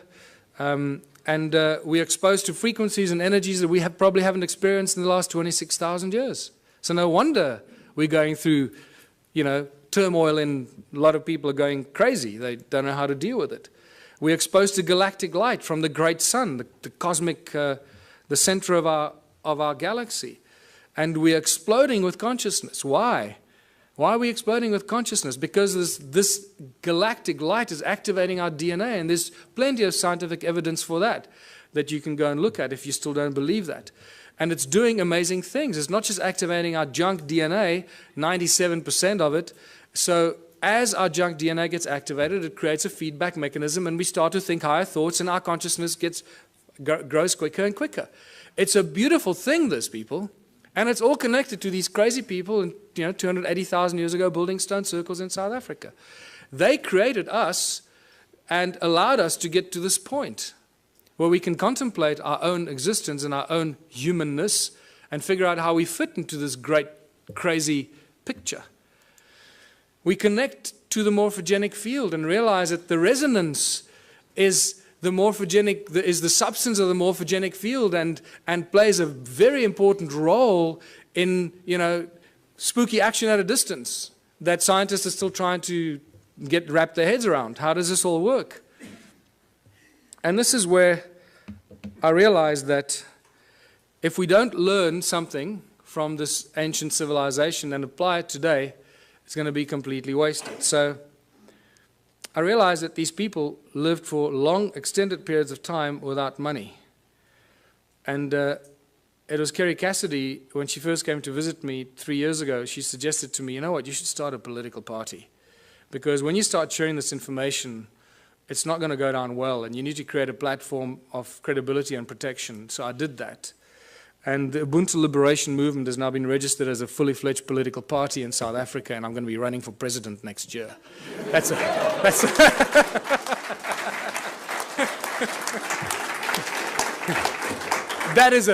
the funniest thing I've ever heard. But it's true. I just realized, hey, we're running, yeah. And then somebody said, so does it mean you're running for president? I had to do a double take. Oh, shit, yeah. I guess it means that, yeah. We're just trying to cause trouble. We're just trying to inject the virus into the organism, but it has some really spectacular side effects or things that we have to do. So we are all born on this beautiful planet, and we're all born free. And yet, we cannot move around freely. We cannot live where we choose to. We have to follow rules and laws that we didn't agree to when we were born. We have to work to pay taxes and to earn this thing called money. We didn't agree to that either when we were born. We didn't agree to be given a number and be treated like a corporation. We are living, breathing human beings. We're not numbers of infinite soul and flesh and blood. And yet that's not how we're being treated. The restrictions on humanity are endless, and they're getting worse by the day. The current situation is very simple. Every socio-political system has failed us. This is why we're in this mess. Otherwise, we wouldn't be talking about this stuff, right? If it was hunky-dory. Humans everywhere live in misery. There seems to be no happy outcome to the political and economic mess of the planet. Every year, every month, it gets worse. More poverty, more hunger, more homelessness, more misery. The global economic collapse is imminent. The fact that we still have a global economic system is actually miraculous, but it is a clear indication how powerful those individuals are that control the global economy. They have infinite power as it is now. Only us, only we can do something about it. And there's some simple things that we can do about it to change everything about our lives and how we continue living as living, breathing human beings and not numbers and corporations or fictitious, fictional entities. 1/3 of the world's food goes to waste. This is spectacular. What kind of creatures have we become that we deny 1/3 of the global population food because they don't have money? We don't hand it out, we dump it, we destroy it, because we can't give it to them for free. They need money, they need to work, lazy bastards. Do some work, go get a job, become a respectable member of society, get a job. We don't need jobs. It's the last thing we need. Every time I hear politicians say, we're going to create jobs, I sense shivers down my spine. It's the last thing we need. Busyness. Keep you busy, running around, forgetting what you should be doing, what kind of life you should be living. It's all encoded in the language that we use. How did it get so bad? This is where we get back to what we've just been to, the ancient civilizations. A small group of royal political families and the banking elite families took control of the world. This didn't happen last year or 100 years ago. This happened thousands of years ago, people. It started with the Sumerians about 6,000 years ago in the Middle East, in Sumeria. When the Sumerian tablets tell us, when kingdom was lowered to earth from heaven, that's why I pointed it out to you. They tell us, kingdom was lowered to earth. Suddenly we see these priest kings appear out of nowhere. How did these guys suddenly take on this higher than thou situation? Who the hell are they? Where did they come from? Oh, people lived happily, and suddenly one guy said, hold on, I'm going to be your king. You're going to have to work for me and pay taxes. Screw you, buddy. I don't know. So how did these priest kings in ancient times become so powerful? Because they were appointed by the gods. I'm not talking about God with a big G here. I'm talking about the gods with a small g, these arrogant pricks that came here and disturbed us on this beautiful planet. And what happened next after they appointed the priest kings? The most spectacular, miraculous thing happened. These priest kings created money. Money is not part of natural evolution. This is a complete misunderstanding of human history. Anyone that teaches you that has not done their homework. Money was maliciously introduced in ancient times as a tool of enslavement, the absolute tool of enslavement, and we are feeling the worst brunt of it right now. We are the guys, we are the civilization, we are the people in the history of this planet right now that can make a change. It's up to us what we do with this information and how we move from here forward. Today there are three main banking families, there are arguably a few more, but the big ones, obviously the Rothschilds, the Rockefellers, the Morgans, they control everything. They own all the banks in the world. How can I make the statement? Because they're the guys that bail out the banks when they go under. So they own them. It's simple, right? If you bail somebody out, you're going to own them. And you're not going to bail something out that you don't own, or at least that you don't control. So the World Bank, the IMF, the BI, the Bank of International Settlement in Basel, Switzerland, most people aren't even aware that there's a thing called the Bank of International Settlement. When they discover this, what? Wow, that's amazing.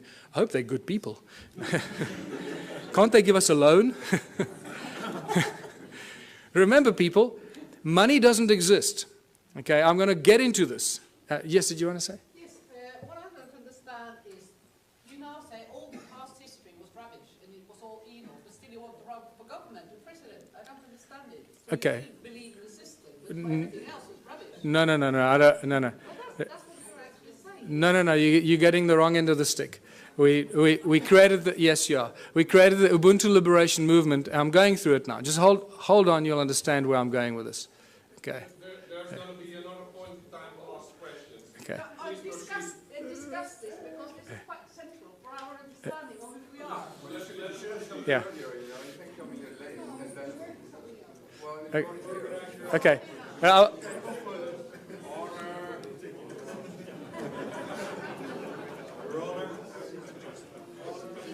Don't worry, you'll get it. You'll get it by the time we finish here. I'm sure you will. The banking families own the world. It's simple as that. If you don't believe that, then you also haven't done your homework. So all the discussions we've been having, and I've been going into many of these discussions, money keeps coming up all the time. But remember, money doesn't exist. Money is just empty promises. There is no thing as money. In fact, for those of you that know, I've been actively involved in legal cases in South Africa against the banks. Not just the banks, against the central bank, the South African Reserve Bank, the Minister of Finance as well. I've even opened up a constitutional court case against the banks, the Minister of Finance, and the Reserve Bank, which had an interesting ending. If we have time, we can talk about that. But it doesn't stop. 2 years ago, myself and a small group of other people, mostly Scott Kundal, started asking the banks certain questions. And we couldn't get answers out of them. And then we started doing research and realizing how it all works. And for the fractional reserve system, you all know that, or you should know that. And the fact that money doesn't exist. In fact, in the South African Bank Act, to my horror of horrors, and I was in court, and I was doing research to stand up and defend myself, because the only way we can do this is when you stand up in court and defend yourself. So we didn't use lawyers. I went there and I stood and defended myself against the most, highest paid lawyers money can buy.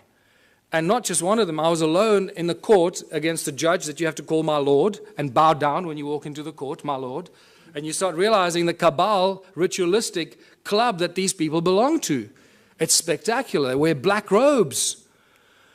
And you go there and call it my lord, my lord. I thought I was going to cause trouble at first, but then I bit my tongue and I didn't do that. But what I found is that in the Bank Act in South Africa, and I'm sure the same goes for the rest of the world, there is no definition for the word money. There is, however, a definition for bills of exchange, promissory notes, and negotiable instruments.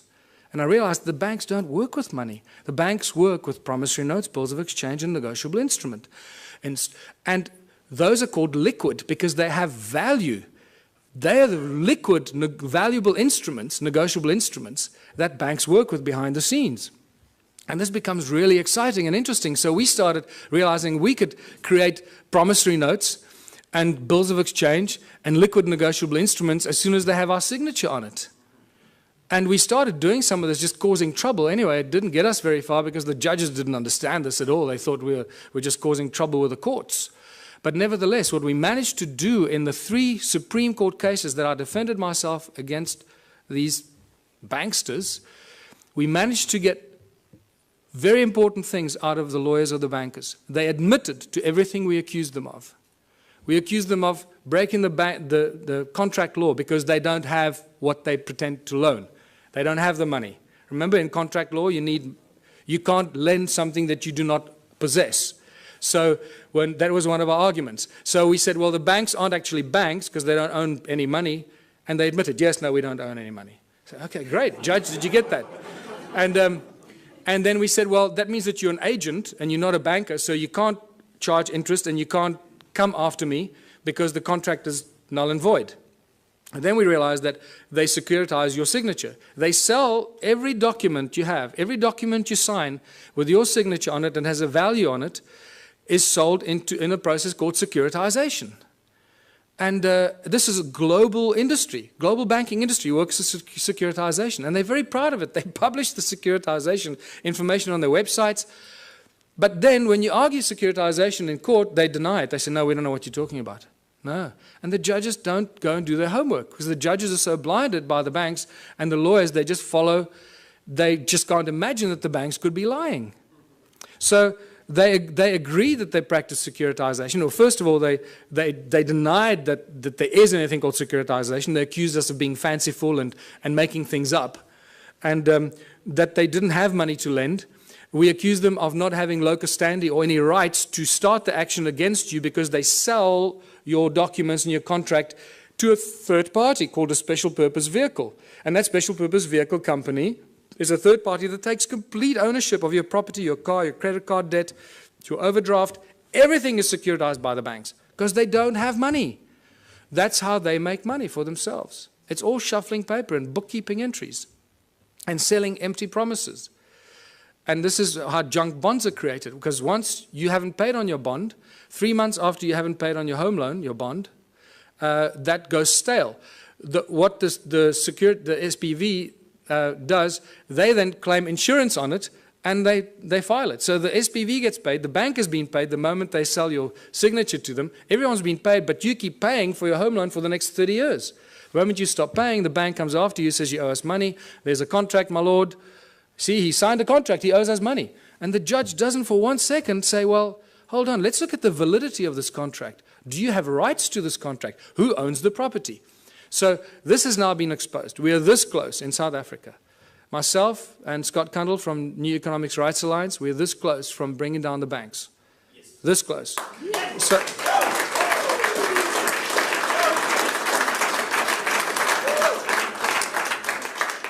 because they're just lying thieves. What you're talking about, the global banking industry, people, is nothing more than the largest legalized organized crime syndicate.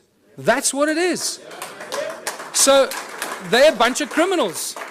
We've got to do something about it to stop it. So I've got 2 cases against the banks now. One of 5 counts of fraud, which they haven't argued any of the points. They've argued why I'm claiming all the money that I'm claiming. They're not arguing any of the points. And Scott Kundle has got a case with New Economics Rights Alliance, which has become the 3rd largest non-profit organization in South Africa in the last 6 months, about 160,000 members. He's launched a case of unconstitutionality against all the banks. We're about to launch criminal charges against the banks, full-blown criminal charges, because the evidence is just becoming overwhelming. And all it's going to take now, one judgment. If there are any mathematicians here, you can see the complete insaneness of this. Out of thousands and thousands and thousands of court cases, people against banks, not one person has ever won a case against the banks. Just think about that. Clearly, this is stacked in favor of the banks. Clearly. And the judges are either paid off or they're too stupid to understand what's going on. But things have changed. We have a few situations in South Africa. We've had small victories where the banks withdrew. This is how clever they are. They withdraw before they get a judgment, or they abandon. So there isn't a precedent on the record. So you can't then go and argue the precedent. So they're very clever with this. But we're going to force them into a judgment because of what we're doing. And it's just going to take that first judgment and then it's all over. The entire global banking system works on the same principles, and it's just going to be a domino effect. And we'll do what Iceland did, hopefully. Just reverse all the mortgage loans, reverse all the car loans, credit card, just, Just reverse everything, because these thugs have stolen trillions from us and make us their slaves. And that's exactly what they do. And this is linked to our education system, because most people are indoctrinated into this way of thinking since childhood. Our education system has nothing to do with learning. It's really developed and funded by the banking families to condition humanity into following orders and respecting authority. They control the contents of all the textbooks and transfer of information. Our schools are really just indoctrination camps to brainwash our children to follow orders and to bow to authority. It's got nothing to do with learning, people. The money controls the legal system, as I mentioned already. And if you just look on the internet on a daily basis, you'll see that the economic collapse is just imminent. It's somehow being kept alive. The question is, and this is what I need to end on, because we can't keep talking about doom and gloom all the time. We need to talk about what are we going to do as a species? What are we going to do when it all collapses? And this is where the most exciting thing happens. And this is my message to everyone in the world. This is where the true humanity shines, and we realize how beautifully we can survive without money. We have to find a new system, because this system is broken. It doesn't work. We cannot continue doing what we've been doing for the past 6,000 years. That is insanity, and as you know, insanity is defined as doing something over and over again and expecting different results. So hopefully after 6,000 years we now have learned. Don't try and fix the current system. Change it completely. What is the one thing that we can do to change it? You know what that is. And this is where the Ubuntu Liberation Movement comes in. Join the movement. Realize it's a movement about higher consciousness. It's about breaking all the norms that we've been conditioned to believe, standing up to authority, and taking back what belongs to us, living, breathing human beings. The Ubuntu contribution system, I called it contributionism in 2005 when I first started writing about it. Completely new social structure, abundance for all. It's based on ancient knowledge when they didn't have money, where everyone contributes their natural talents or acquired skills for the greatest benefit of all in the community. It's a simple system. It comes with a lot of questions because we're so poisoned by capitalism, consumerism. Raises many questions instantly, but I've been through this thousands and thousands of times. I can already tell you what you're thinking, and I'm going to tell you what you're thinking just now. It goes back to the African roots called Ubuntu. All ancient cultures, in a way, shared this African system called Ubuntu. They have different names for it, but it always comes down to the same thing. It's amazing that the ancient cultures survived for thousands of years, not using money, and they thrived, as Foster Gamble would say. And they had a similar philosophy. If it's not good for everyone, it's no good at all. And that is a beautiful philosophy that I'd like to share with everybody, because I don't want to do anybody harm. And I don't want to do anything that's going to harm anyone because it does me good. I'm not interested in doing that. And this is why the whole Ubuntu contributionism system, the Ubuntu movement, is a movement of higher consciousness. It is for people moving into a new age, a new era of higher consciousness. Exactly that. So that's the virus we want to inject into the South African Parliament. Higher consciousness. Not because I want to run for president. In fact, if by some miracle I became president, and this was a question that was asked me in Durban last weekend at our first public meeting. So what are you going to do if you become president? I said, well, the first thing I'll do is I'll dissolve the government. Just dissolve the whole government. Just dismantle it. And give the power to the people, wherever they are, to start their own local communities. Rewrite the laws. The laws we have are not written for the people, they're written for the corporations. Inalienable rights, this is what I need to remind people of. And this is beautiful, because this is part of the ANC's Freedom Charter that they stood for over 100 years. Now, it's been very conveniently forgotten. And this has become the new Freedom Charter for the Ubuntu movement. The country belongs to the people. The land belongs to its people. The water, the minerals, the airwaves, doesn't belong to Vodafone, it belongs to the people. The forests and everything in the country belongs to the people. Yeah. The land in China belongs to the people, and they should do exactly the same. This applies to every country, people. It does not belong to the government or any large corporation that has laid claim to it. And when you read this statement, you realize that we've appointed our leaders to be our servants, but they're not serving us. We appointed them to do the best for us, not for them. So whatever we want and we need as a people, they should be doing for us. Is that happening? No. The opposite is happening. So what has happened here? The government is not serving the people. The only conclusion we can reach is that they're serving themselves and the corporations that fund them. They've turned the people into their slaves. The government and large corporations have stolen the country from its people. It's as simple as that. We've become the slaves, and unless we do something about it, it stops. How do we know this? In South Africa, I don't know about these countries. I believe the European countries, how it works now. I haven't done that research because I'm focusing there. The government of South Africa and the Republic of South Africa are both registered as two separate corporations on the US Securities Exchange. So they're corporations that trade us as commodities. Every week, new laws are passed. In every country, I guess. In South Africa, it's published in the Government Gazette. Nobody knows where to get it, how to read it, what it means, but they publish it in the Government Gazette and they get away with it. You see, it was published. You didn't object, so now it's a new law. That's how they get away with it. But every week, they publish new laws that we don't understand and we don't want. Our laws protect the corporations. They do not serve the people. Corporations have more rights than living, breathing human beings. I've witnessed this in my own presence in court on 3 occasions. And the fun gets better every day. Because, you know, for those of you that have been following some of what I've been doing, 2 weeks ago, our legal advisor, Raymond Dix, was attacked in his house by 10 armed men, tied up and held at gunpoint for 3.5 hours while they ransacked his office, his home office. They made it look like a robbery, but when they left and very carefully removed his computer, his hard drive, his backup hard drive, and his secondary hidden backup hard drive, which they knew exactly where it was, they left with only 2 other things. The legal files pertaining to my actions against the courts, the banks, and Scott Kundal's files, New Economics Rights Alliance, the Ubuntu movement, my movement, and New Economics Rights Alliance. Those are the only files, legal files that disappeared. So it's very clear what's going on here. The banks hit us where it hurts most, that our nerve center removed all our research, documentation, and files, but we had backups elsewhere.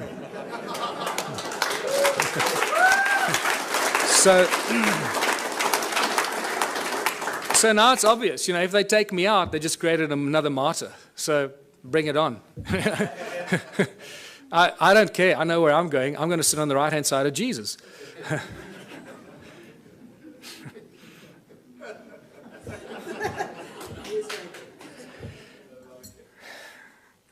We need a whole new legal system written for the people, by the people, not by the corporations and the governments that want to schneid the people into the ground.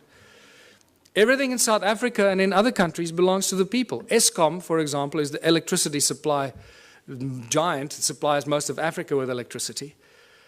All the installations of Eskom belong to the people. The coal they use that they get out of the ground to charge us for the electricity belongs to the people because the coal belongs to the people.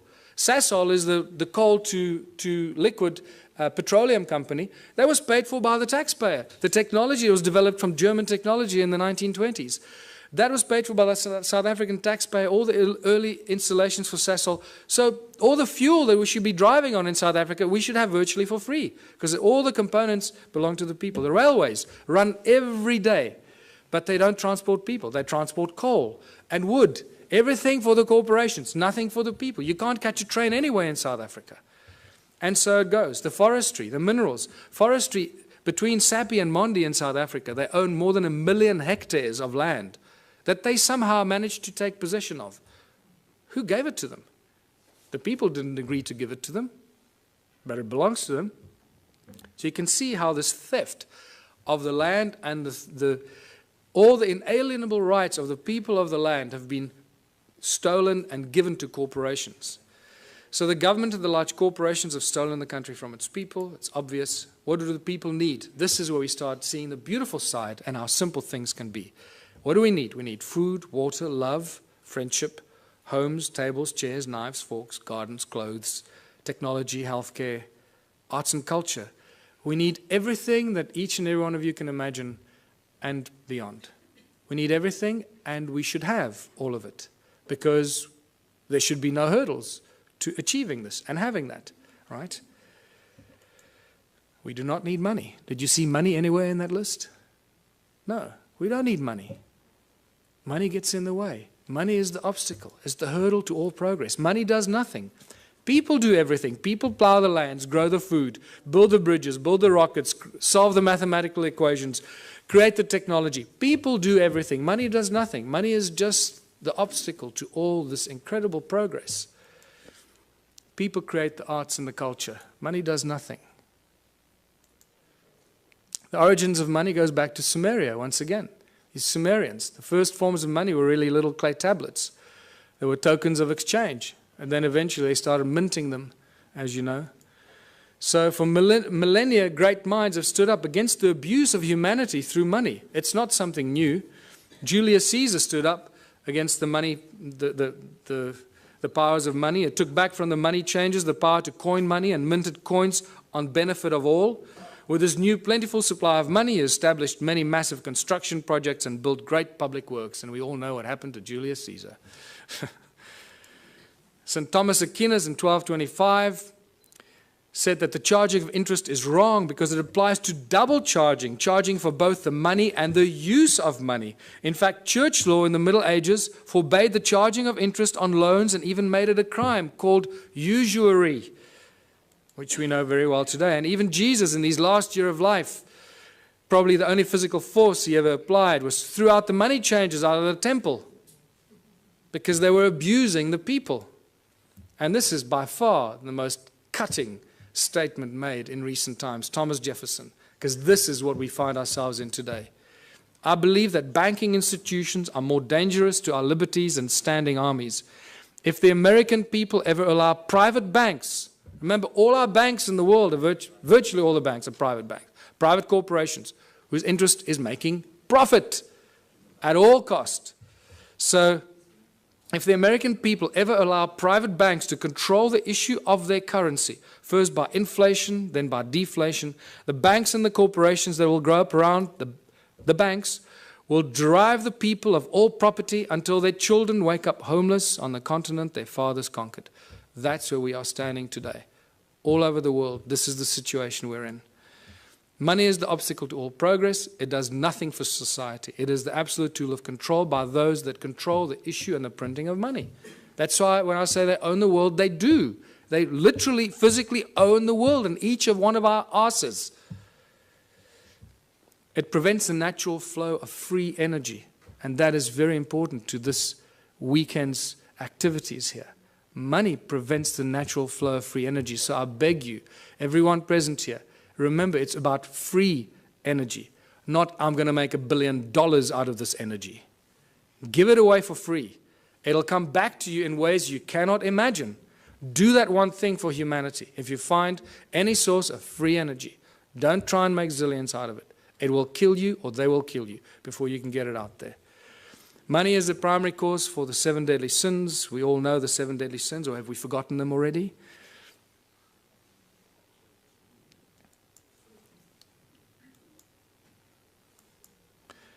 It's not the love of money. Many people ask, oh, it's just the love of money. Money, there's nothing wrong with money, man. It's just a form of exchange.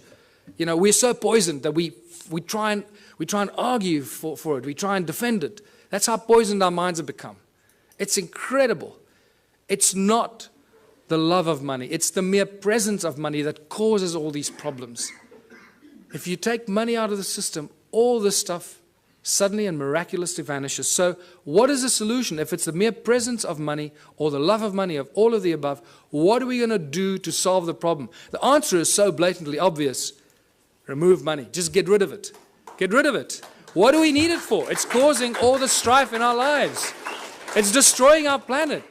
The mines are raping our Mother Earth, taking out the precious guts out of our Gaia and distributing it around the world to people that claim they own it. It's sick. The obvious questions, if you remove money, so who's going to shovel the crap? How are we going to pay for things? I'll just sit on my ass and do nothing. I want 50 Ferraris. You know, are we going back to the Dark Ages, living in caves? Is this a lawless society? Who's going to make the rules? Why should I do something I don't want? These are the first things. I know these are the most commonly asked questions, and I'm sure that you're asking some of them to yourselves.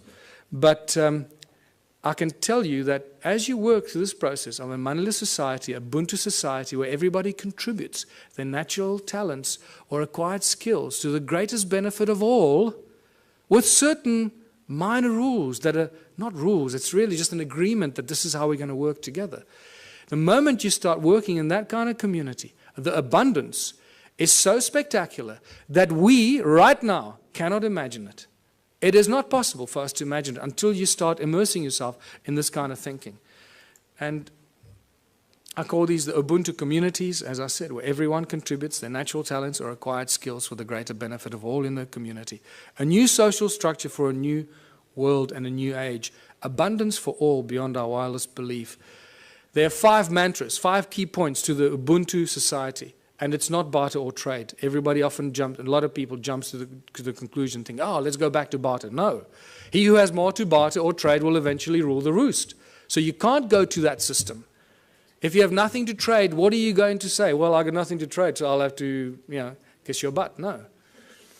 So the Ubuntu contribution mantra is the 5 points. No money, no barter, no trade, no value attached to anything greater or lesser than anything else. Because why?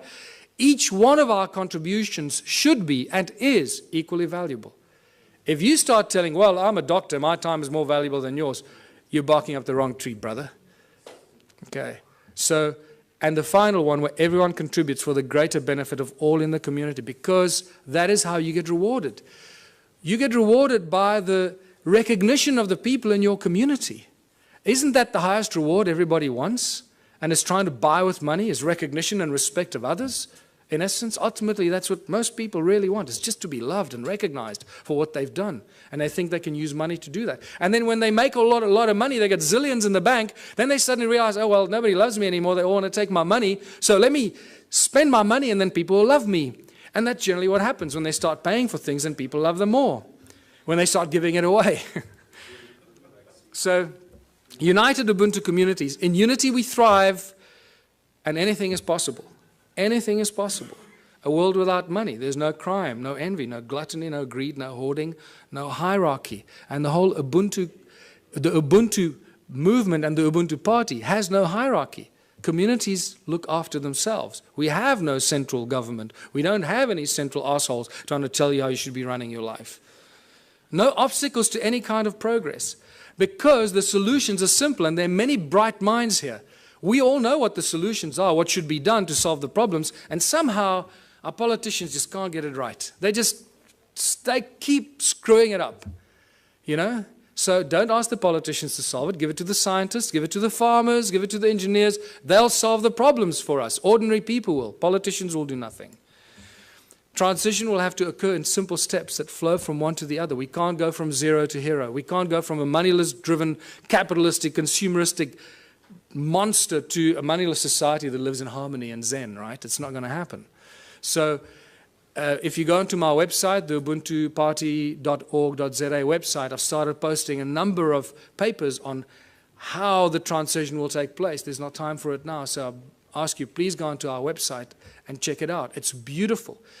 What's key here is that the small towns will probably play a very important part in the transformation, because in small towns and small communities, people will agree on things a lot quicker than in the big cities. Right? So they will agree, okay, we need to get off the grid, we need to grow enough food for all of us, we need to make sure we got water, and they can go out and do it. We must create alternative energy for ourselves in our town, so if the grid goes down, we stay alive. And the small towns and villages will become the activators of this transitional phase. And I put together a few theories and ideas to give people ideas how to start doing this. It also goes into our education and schooling systems, where we stop sending your children to school. Please, I beg you, don't send your children to school. Don't do it. You're turning them into monsters.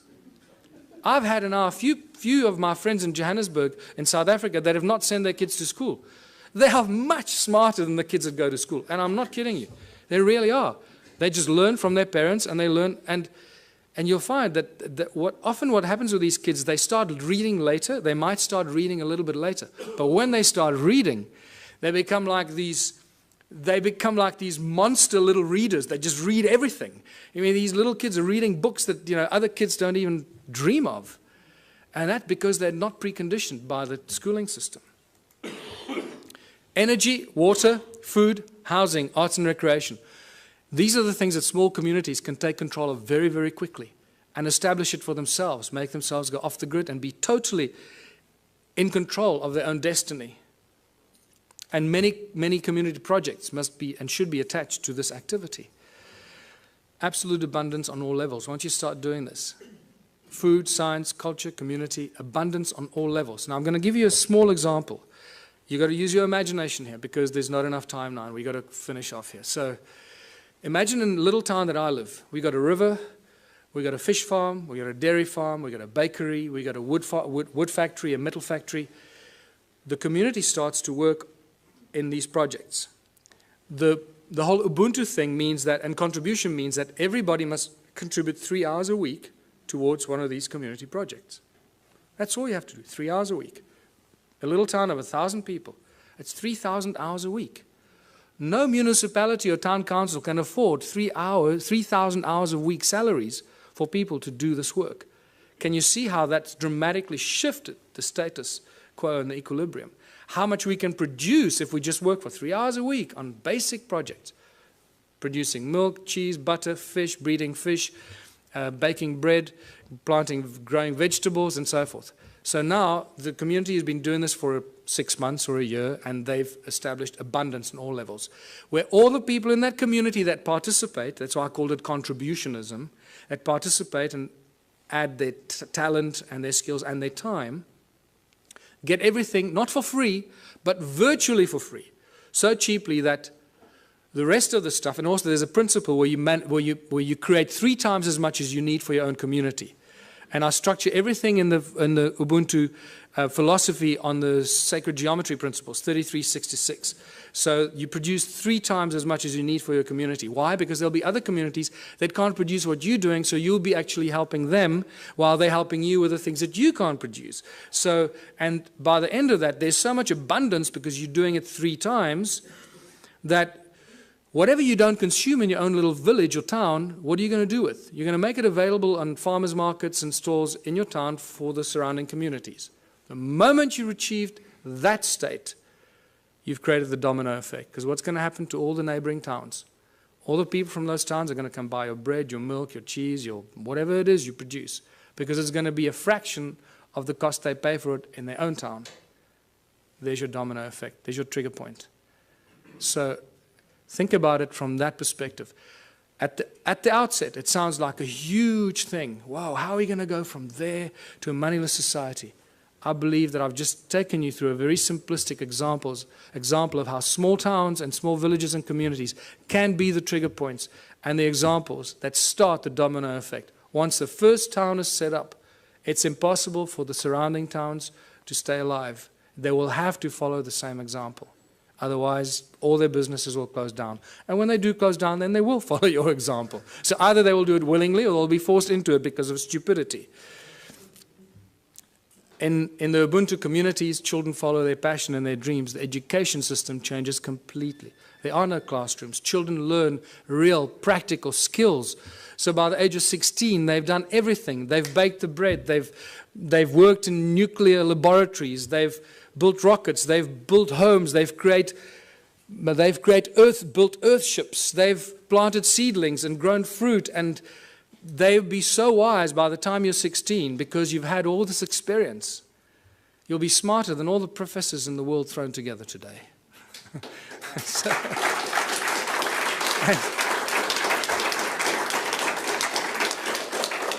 take any school leaver today, put them on a farm, put them anywhere into a practical solution. What can a person with a high school diploma do today? Absolutely nothing. We're useless to society. That's what they've created. Can you see the brilliance in their plan? They are so smart, these people. They. It's us, right? So we are so smart that we're doing this to ourselves, right? Where we create our children, turn our children into these little, we lock them up in jails for 12 years, most precious years of their life, and then throw them out to start all over again and be totally open to manipulation and control. So master teachers, only when a community decides that you're a master shoemaker, or you're a master rocket scientist, or you're a master baker, or a master this, only the community can decide who they will allow to teach their children. Isn't that a better system than teachers that go and get some diploma and they're real assholes and they teach your child? You go, God, how can that? I'm not going to let that teacher teach my child. The community will have the final say. So when I say decentralized government, that's how fine it becomes. The community chooses who their master teachers are, the people that they have respect for, and the people that they honor for their capacity and their ability. And this is how we grow, how we build Ubuntu communities, because only out of unity comes infinite diversity and abundance.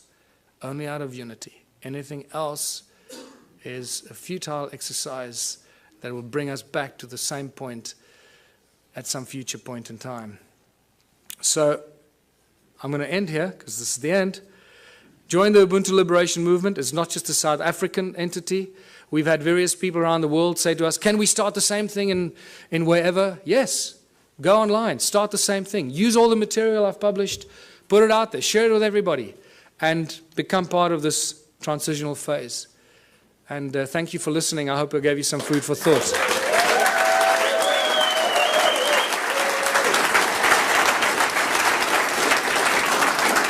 Thanks very much. Please wait one moment. People are coming up to me and asking me, what can we do after the conference? Now, one of the things we can do after the conference, Michael needs exposure, big time. We need a buzz going around. Everybody who has a Facebook page, a Twitter page, you just put one line, Michael Tellinger for president, and this website.